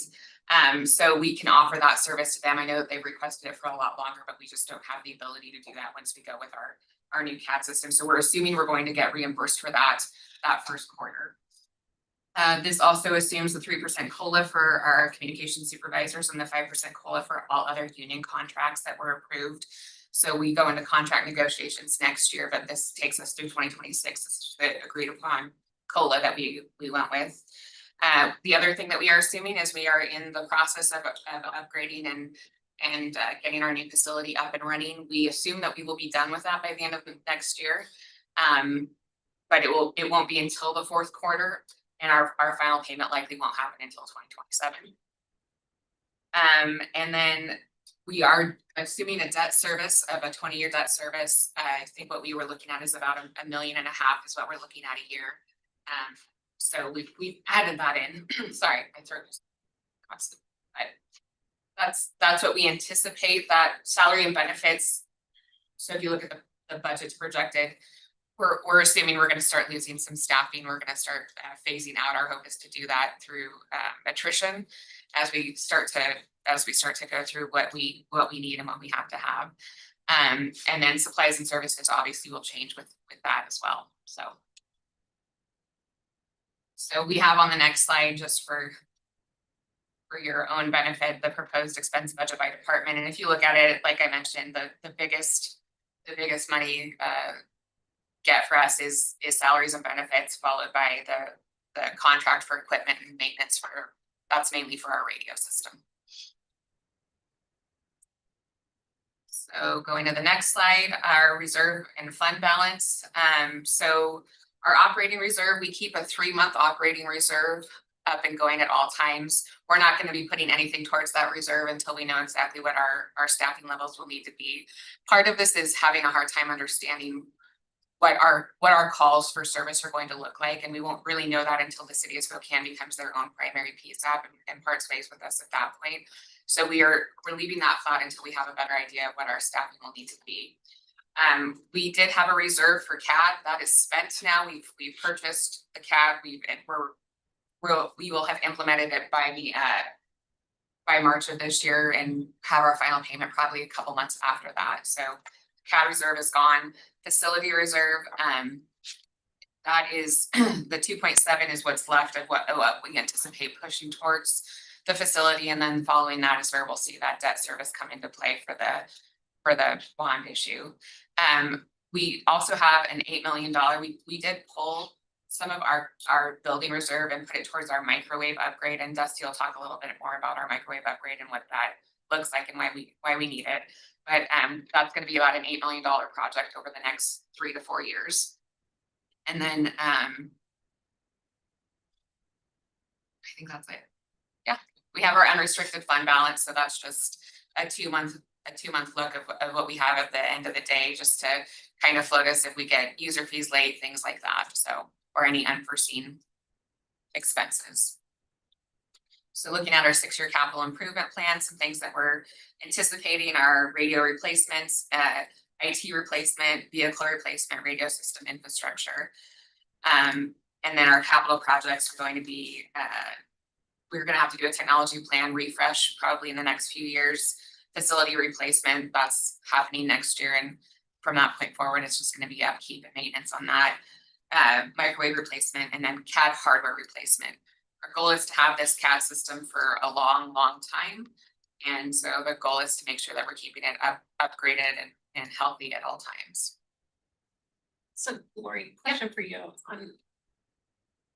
on the reserve fund balance and all that, I don't see beginning and ending fund balances. And then the other question I have is like on the CAD project. So that came out of fund balance, but is that being charged out to each of the agencies, or is that since all the agencies pay into being paid for by there? So the actual purchase and implementation of the CAD, we had a reserve for that. So that was all paid for through that. The maintenance and support of that will become part of user fees going forward. So, and that's I think it's about an $800,000 a year plan to support that going forward. So that'll be a part of what the overall user fee that we charge our members. Good question. How does that compare to the maintenance part to the current systems? Which I know are getting old. They're so old. What's the total dollar amount? So it's gonna be different for fire and different for law, because we're on 2 different systems. For fire, it's next to nothing. It's about $100,000 a year. About 100,000 a year for maintenance for fire CAD. That's N4. N4, yeah. And about one. I think Tyler, we have about, It's about $700,000 annually, maybe 730, and that's for the CAD and the records management system combined. Yeah. So I don't recall, Commissioner, off the top of my head, because we have part of that Tyler New World is three modules, CAD, RMS, and mobile. If you just assign, I think we've assumed half of that is like CAD related. So let's say it's 350, 360, and then under our new Hexagon CAD system, what is that maintenance, annual maintenance going to be? it's about 800,000, and that's for CAD and mobile. For And law, mobile. yeah. Okay, so going up. And does that include the RMS? I can't remember. The Hexagon does not. RMS is part of what we've been talking about with the sheriff's office, and we'll be briefing the board on I think Monday of next week on the RMS project, and kind of that looks like capital and ongoing maintenance. Fun conversation. Any other questions on the capital improvement plan or anything up to this point? Okay. So the next slide is just our budget comparison, and as you can see, it's about a $5 million difference between this year's budget and next year's budget. That's what we're projecting based off the assumptions that we have at this point. One other thing that I'll point out on that is that fund balance use. So we had additional funding in our fund balance this year, and we've made the decision to go ahead and apply that to user fees to help with the impact of the city of Spokane fire leaving. And so with that, we were able to put about $3 million towards those user fees to help kind of maintain and keep it level, knowing that everyone's tax dollars are not what we all wish and hope and dream that they would be one day. So. Okay, and so if you look at the next, Question for you. sure. So there seems to be on the law enforcement agencies, quite a bit of swing in the change from this year to next year for different agencies. Help me understand what's driving that. Sure. So one of the biggest things is the city of Spokane fire leaving. when they joined, we had to change the way that we look at it. And I always end up messing this up, so Kim might have to help me here. But the way that we look at it is that there's a percentage of the user fees that need to go towards fire and a percentage that needs to go towards law. And that is based off of the amount that they use the system and utilize the system. So fire always utilizes the system as we see it as less, so to speak, more so than law. And we base it off of touches on the radio and usage of the radio system and CAD system. So how often are our employees having to engage with them? So when Spokane Fire joined, it doubled the work of the fire group. And so we ended up shifting that percentage to higher towards fire at 55%, lower towards law at 45%. With Spokane Fire leaving, we've now made that switch back, and now it's law is 55% and fire is 45%. So I understand that, thank you. But my question really talks about, like Liberty Lake, Sure. fire, it was 44% increase, where Spokane County Sheriff is 19% decrease. That spread is what I'm trying to understand.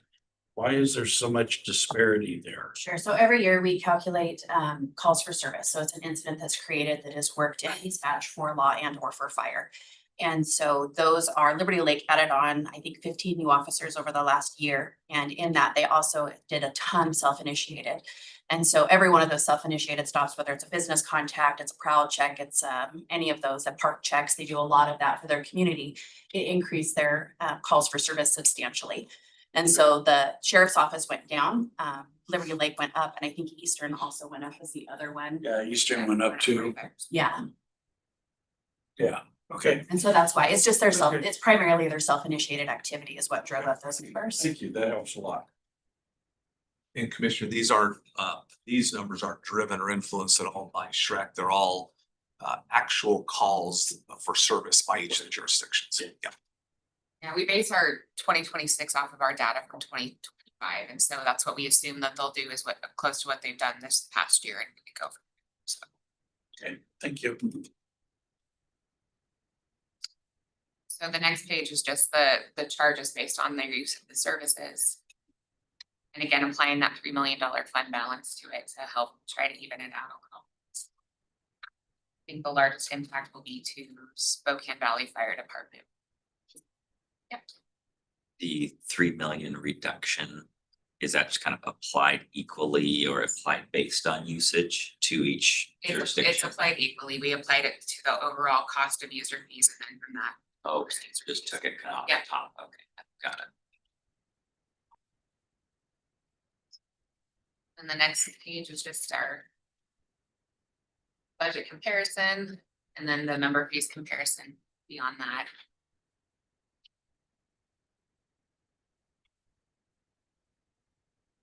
Any questions on the budget at all? Anything I can answer for anyone? Scott, did I miss anything? Your favorite thing to do is talk about the Shrek budget. All right, so we're gonna talk a little bit more about the radio microwave upgrade. I'm gonna let Dusty cover that. This is an upcoming project for us. The current microwave system or radio system was upgraded in 2012. And so this microwave equipment has been hanging on there since that time. So it's becoming end of life. And so with new technology, new opportunities, we're looking to upgrade that around 27, 28, 29. And so that what that does is carries the voice and data between towers and to the dispatch center. So it goes from the vehicle to the tower, and then it hops from tower to tower until it gets to dispatch. So this equipment facilitates that communication. Estimate is around $8 million. And then historically, this funding has come out of the 0.1% sales tax. And then is used by every agency in the county. Any questions about that? Yes. Yeah, so the county, where the tower is on land that the county owns the land and the county owns the tower.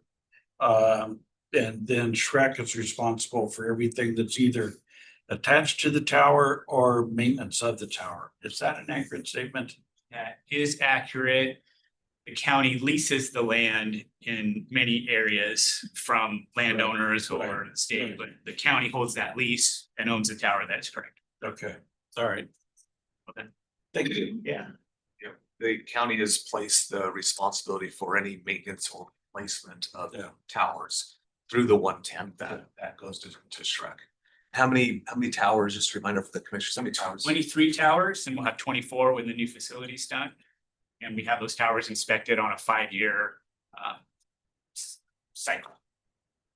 And I know at one time we talked about allowing other users to hang their arrays on the tower.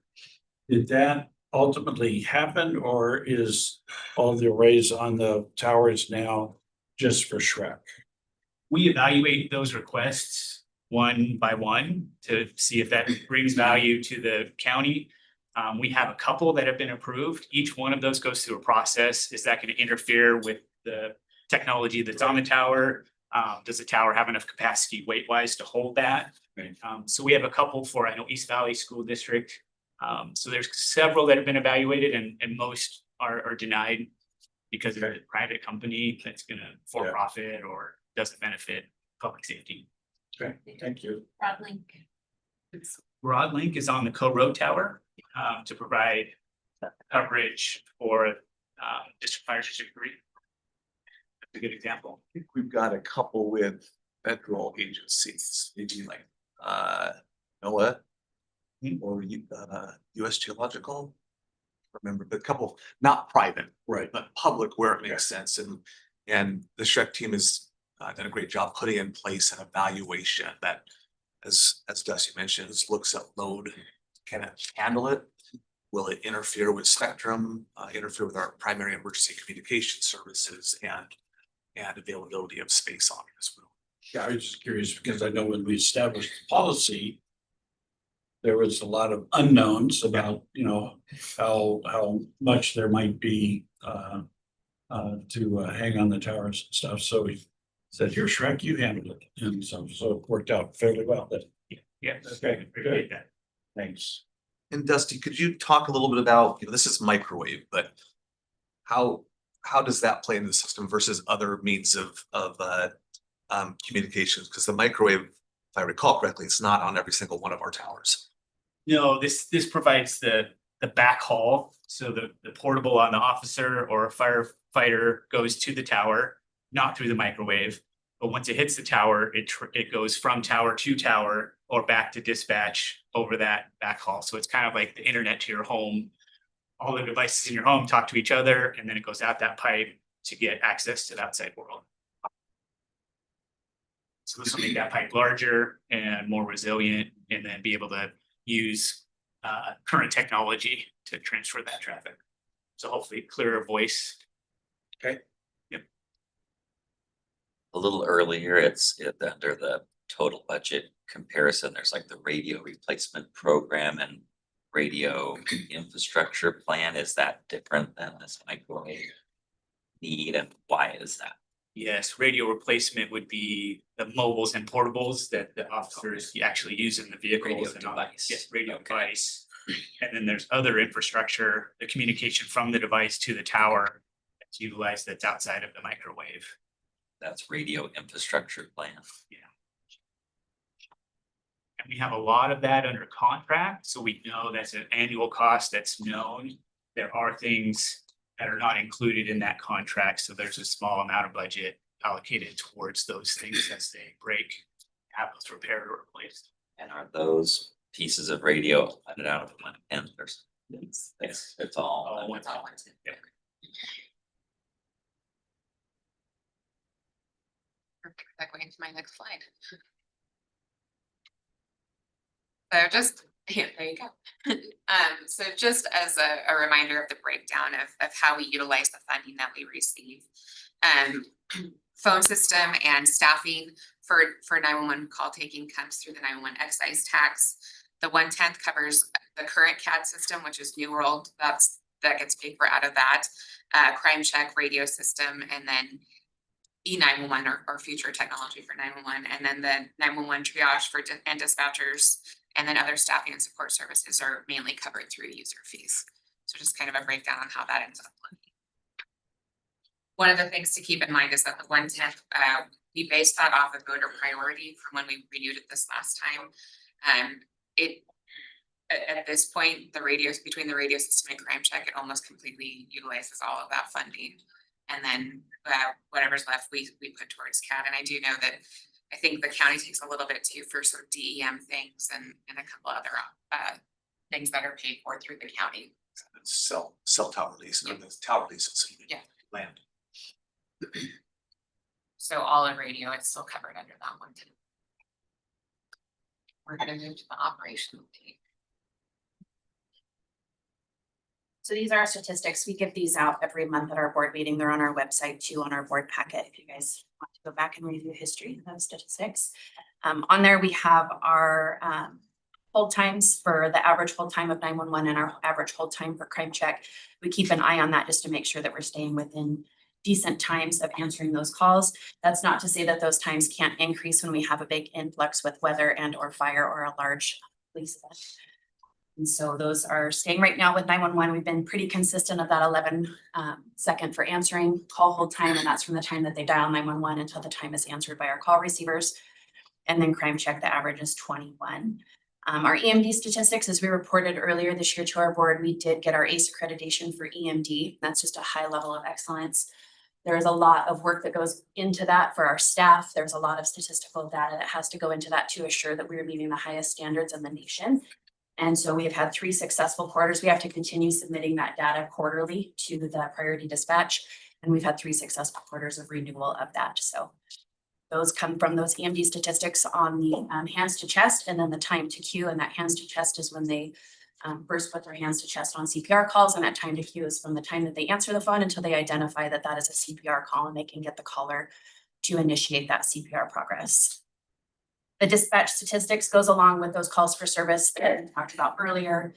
Those are the calls for service, whether they're dispatched out from 911 calls or crime check calls coming in, or they're self-initiated calls on the law enforcement side.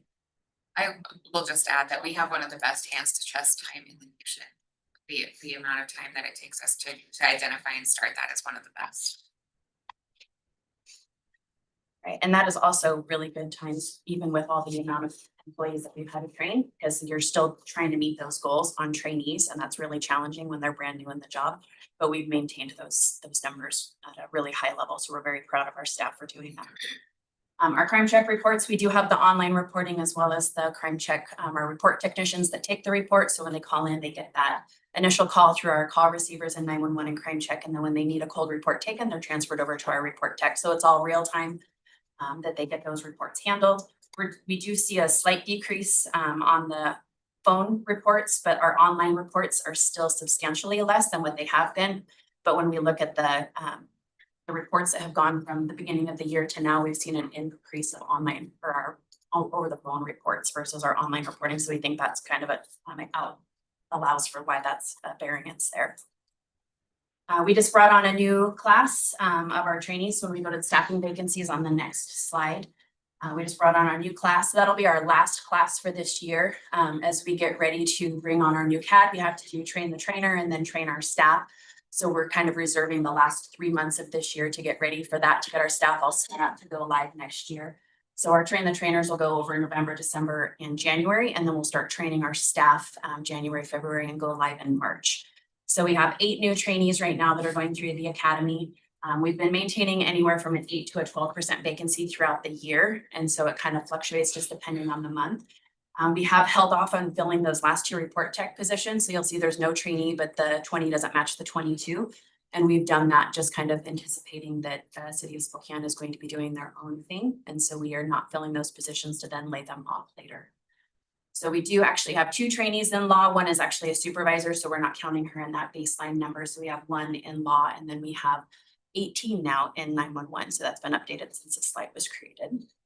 It's important to know that we are overstaffed in 911, but the reason we overstaff in 911 is that it feeds into the law of fire area. So we always want that to be healthy so that we can start pulling the staff to make sure that 911 is still covered, but we're training in law and fire.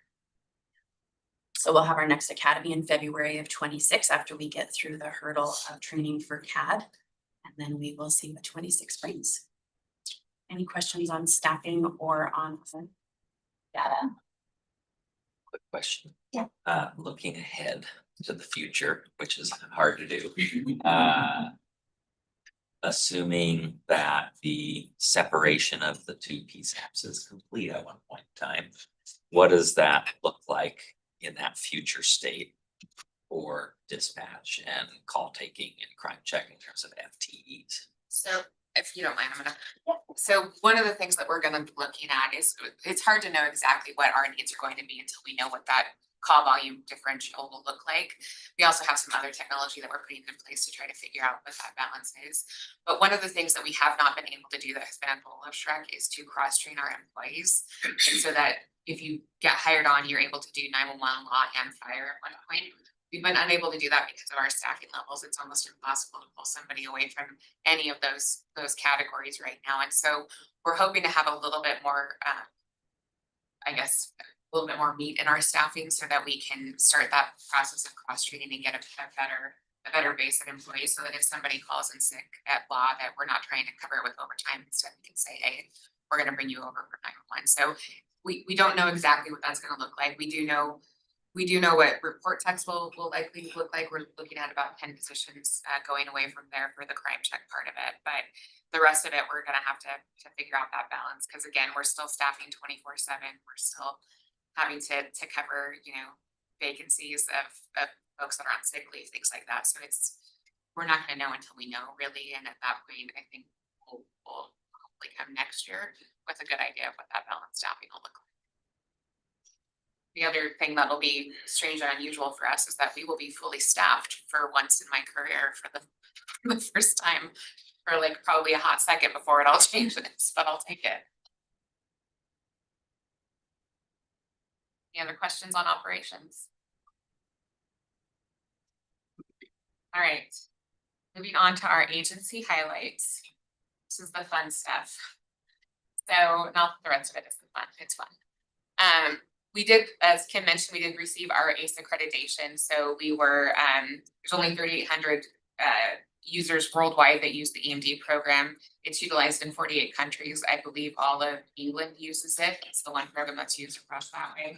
It's offered in 24 languages. 26 agencies use this across Washington State, and we are only one of 3 that actually have it in Washington State. So AMR has it for the state, and then CRESA, which is in Vancouver, Washington, they also have accreditation. But aside from that, we're the only ones, and I believe we are the largest to have it. Less than 5% worldwide are ACE accredited. It was a big lift from our employees to get this accreditation, and something that we are very proud of them for doing. The benefit for our citizens and for our community is that this means that we are meeting the highest level of care that we can provide for medical calls.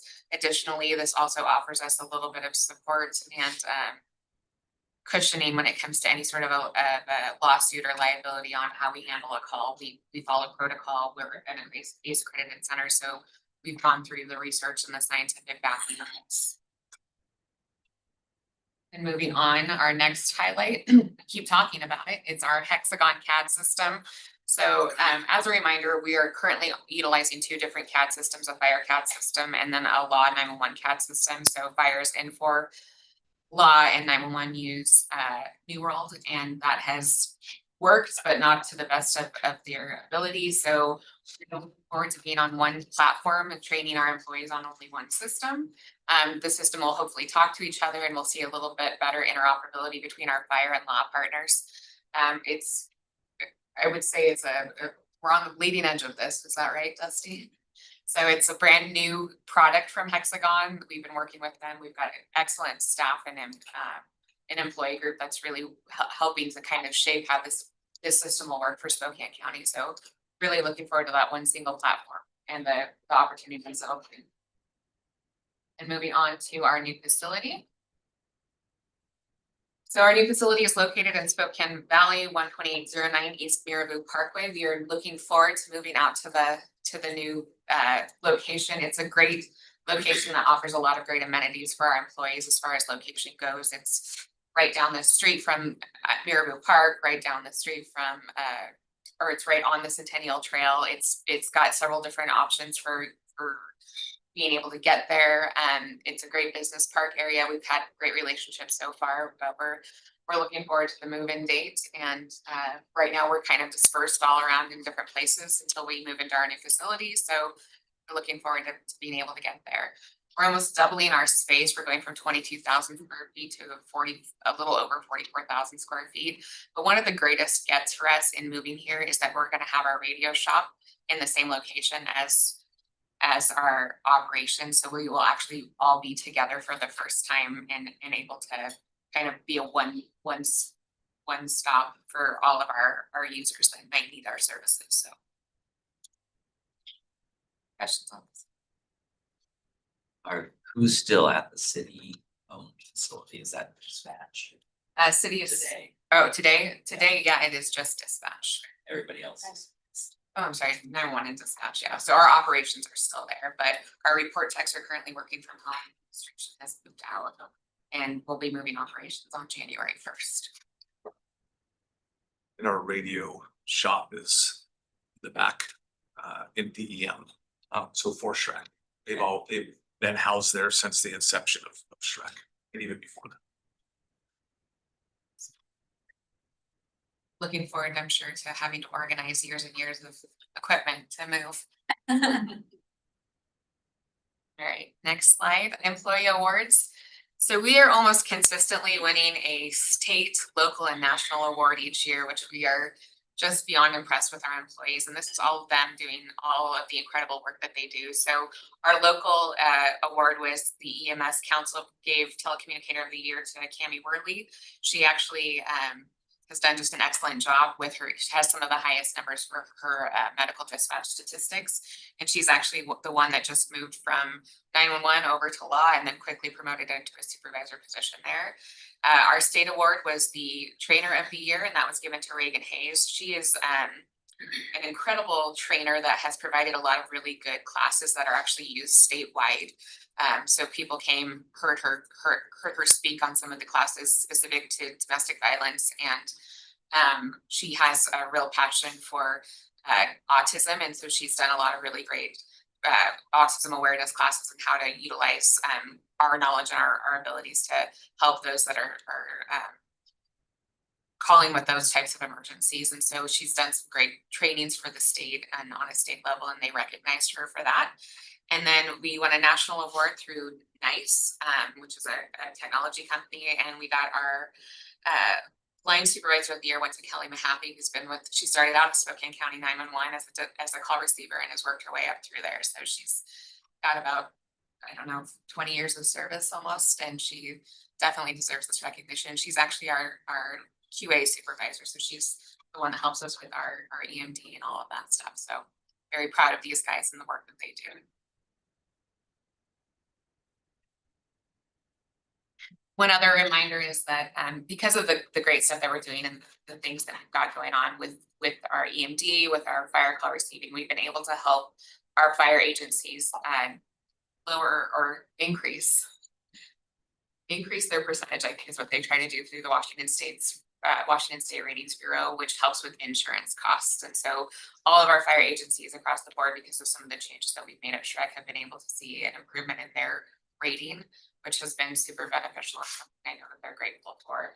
One of our goals with our new facility is hopefully to get that to, I'm a bit of a perfectionist. We don't have 100% in the communications part when they come and do the ratings. And part of it's because of our current facility. There's things that are outside of our control. But I'm hoping that with our new facility, making sure that we have the security measures in place that we have to have, that we'll be able to get 100% for our users on that. And then our next slide is going to talk a little bit about our future technologies and emergency communications. And I might tap in these two as I start talking. But the first one is AI evaluation and selection. So we actually got approved by the board in September to purchase a product called Prepared 911, and it is an AI software. And we purchased that in hopes of helping us sort through our non-emergency calls. So I want to make sure that we're really clear on that it's not going to be for emergency calls. So you're still talking to a person if you call 911, but for our crime check non-emergency calls, in hopes of better serving our public, because there are times There are times when our call volume increases and the last thing that we will answer is crime check because we feel it's important to answer those 911 calls first. So there's an opportunity now for our AI program to take reports, do some simple things to get through some of the initial call taking of those calls before they either need to talk to another person or they can even complete the call with our AI technology. One of the other things that it is providing us is a transcript on 911 calls where we're able to actually have AI write down what is being said between the two different caller and the call receiver.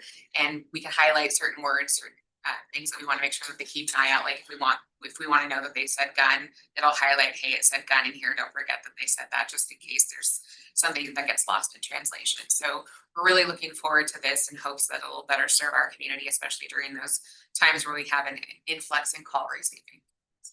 Did I miss anything on that? No, I think the only other thing that I would highlight on those non-emergency calls is we have a lot of calls that come into crime check. We have about 280,000 calls that come in a year between us and the city.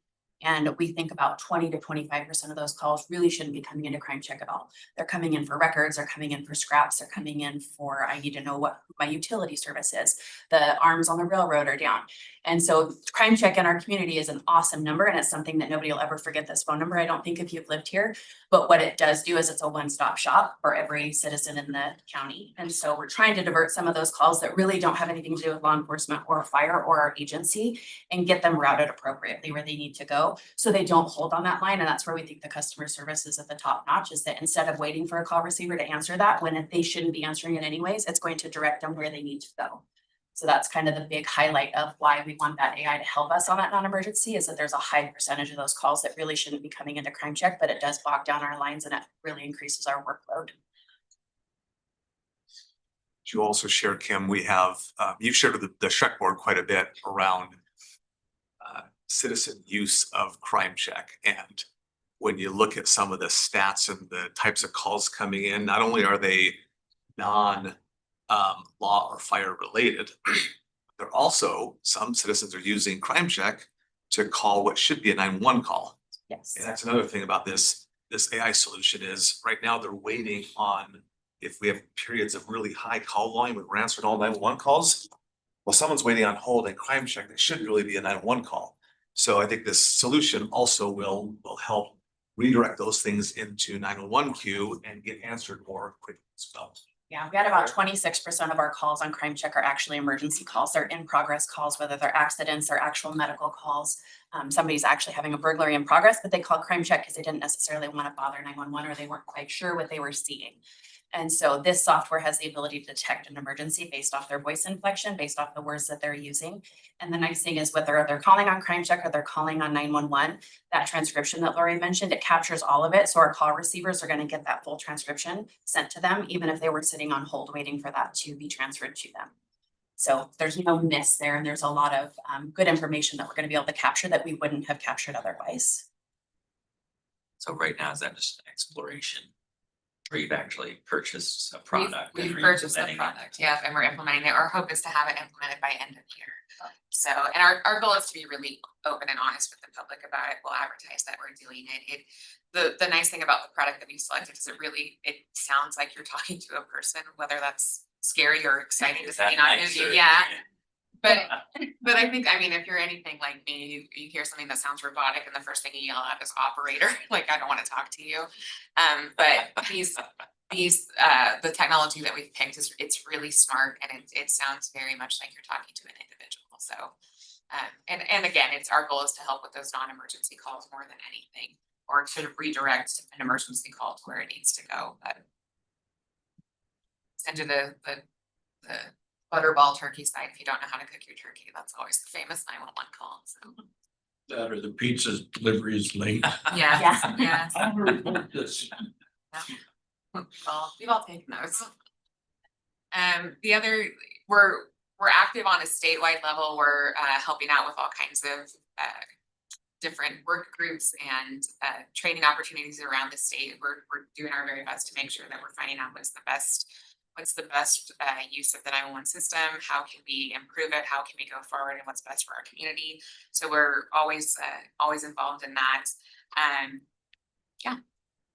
The next page just shows that's the AI piece of technology that we chose was prepared by Axon, so it's prepared 911. And we spent almost 2 years researching AI. We spent 2 years talking to them.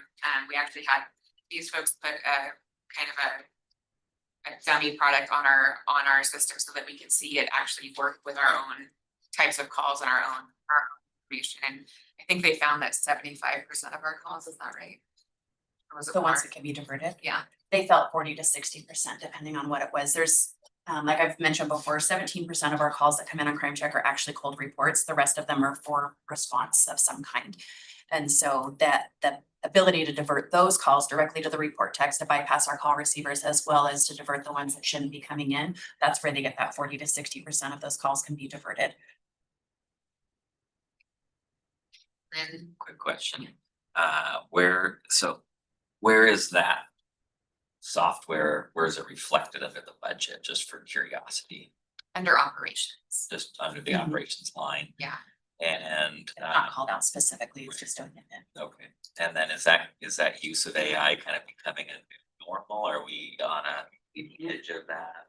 We're, Pretty common right now. We're seeing more and more folks across the state use it. We've got a lot of the smaller agencies have taken it on just because of their staffing needs. I believe Snohomish just picked prepared and will be going down this path, but it's gonna be common across the nation. I think the fact that we're kind of going with this product now will hopefully help us be able to be involved in the shaping of the product and making sure that we're our needs are being met and that, our needs are being met, it should be able to work for others under this. We had several series of demos with this product and we invited all of our law enforcement partners and the RTIC as well. And they're the ones that help select this product because of the direction that this company is going and what they have to offer on other avenues should we choose to go down that for them. They have some really cool things coming in the future with some transcription for radio systems, things like that. So we're looking forward to what they're gonna be bringing and hopefully will do nothing but benefit us, so. All right, and then if you go to the next page.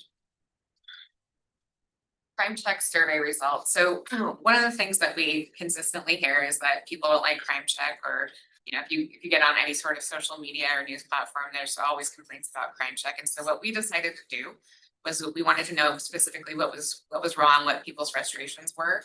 And so we've started sending out surveys with our at the end of our report taking. Keep in mind that a lot of what Kim just talked about is often the story where somebody's called Crime Check and they shouldn't have called Crime Check. We're not the ones that are going to solve that problem for them, or it's an unsolvable crime, and so they're frustrated with the results of what they either do or don't get. But we wanted to specifically look at what things that we can do at Shrek to better serve on Crime Check. And so basically there were 4 key areas of satisfaction that we were looking at, and those are the percentages that we got over a year's time. 90% were satisfied with the time to answer, 91% were satisfied with the report taking process. 88% were satisfied with the customer service. And then where we felt like we were really struggling was what happens next. That's a lot of times what people are looking for. And that percentage has actually climbed from what we initially received. I think it was in the 40s, 39 when we first started. So it was 39. We've increased it to 61% by taking the information we received from that survey and creating kind of a follow-up with our users of the system, where we send an email that says, hey, looks like you live in Liberty Lake. Here's what you should expect from this point forward, and here's your report number. So at this point, we will continue to offer this survey. We might change it up, but what we're finding is that those things that Shrek can control, for the most part, people are satisfied with. It's just a matter of the follow-up on the other side of it, and taking that information and working with our law partners to try to see if there's something we can do to help them better educate or better inform is kind of our goal. But ultimately, we'll continue to do what we're doing in hopes that it meets the public's needs. But I think in general, what we find is that people assume Crime Check is the person that's going to answer the phone, is the person that's going to come out and help them. And unfortunately, we're not trained for that. So we're not going to be doing that. Okay. Other than that, I think that is the end of my slide. There's Mackenzie and her really cute dog. we made that our final slide every time, because dogs make everyone happy. So any questions for us or anything that we didn't go over that you wish we had?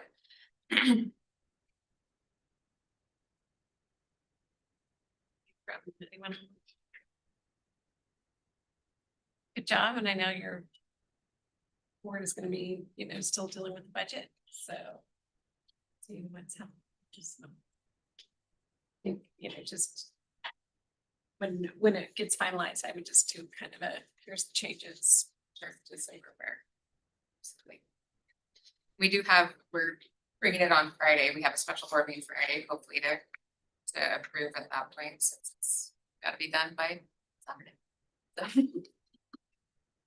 Okay, well, thank you very much. Appreciate you guys coming a little early. No problem. And helping us understand all of it. Nope. Thank you. Okay, have a good day. You say thanks.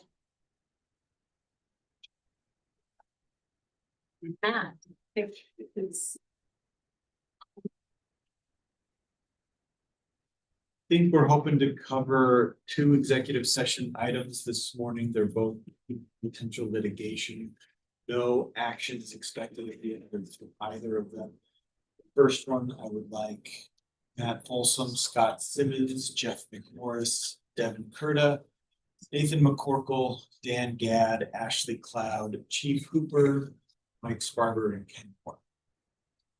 Second one, I anticipate taking 20 minutes. Matt Folsom, Scott Simmons, Jeff McMorris, Heather Arnold, Wesley Gow. for the first one. 30 minutes, 50 minutes total, no action at the end of either.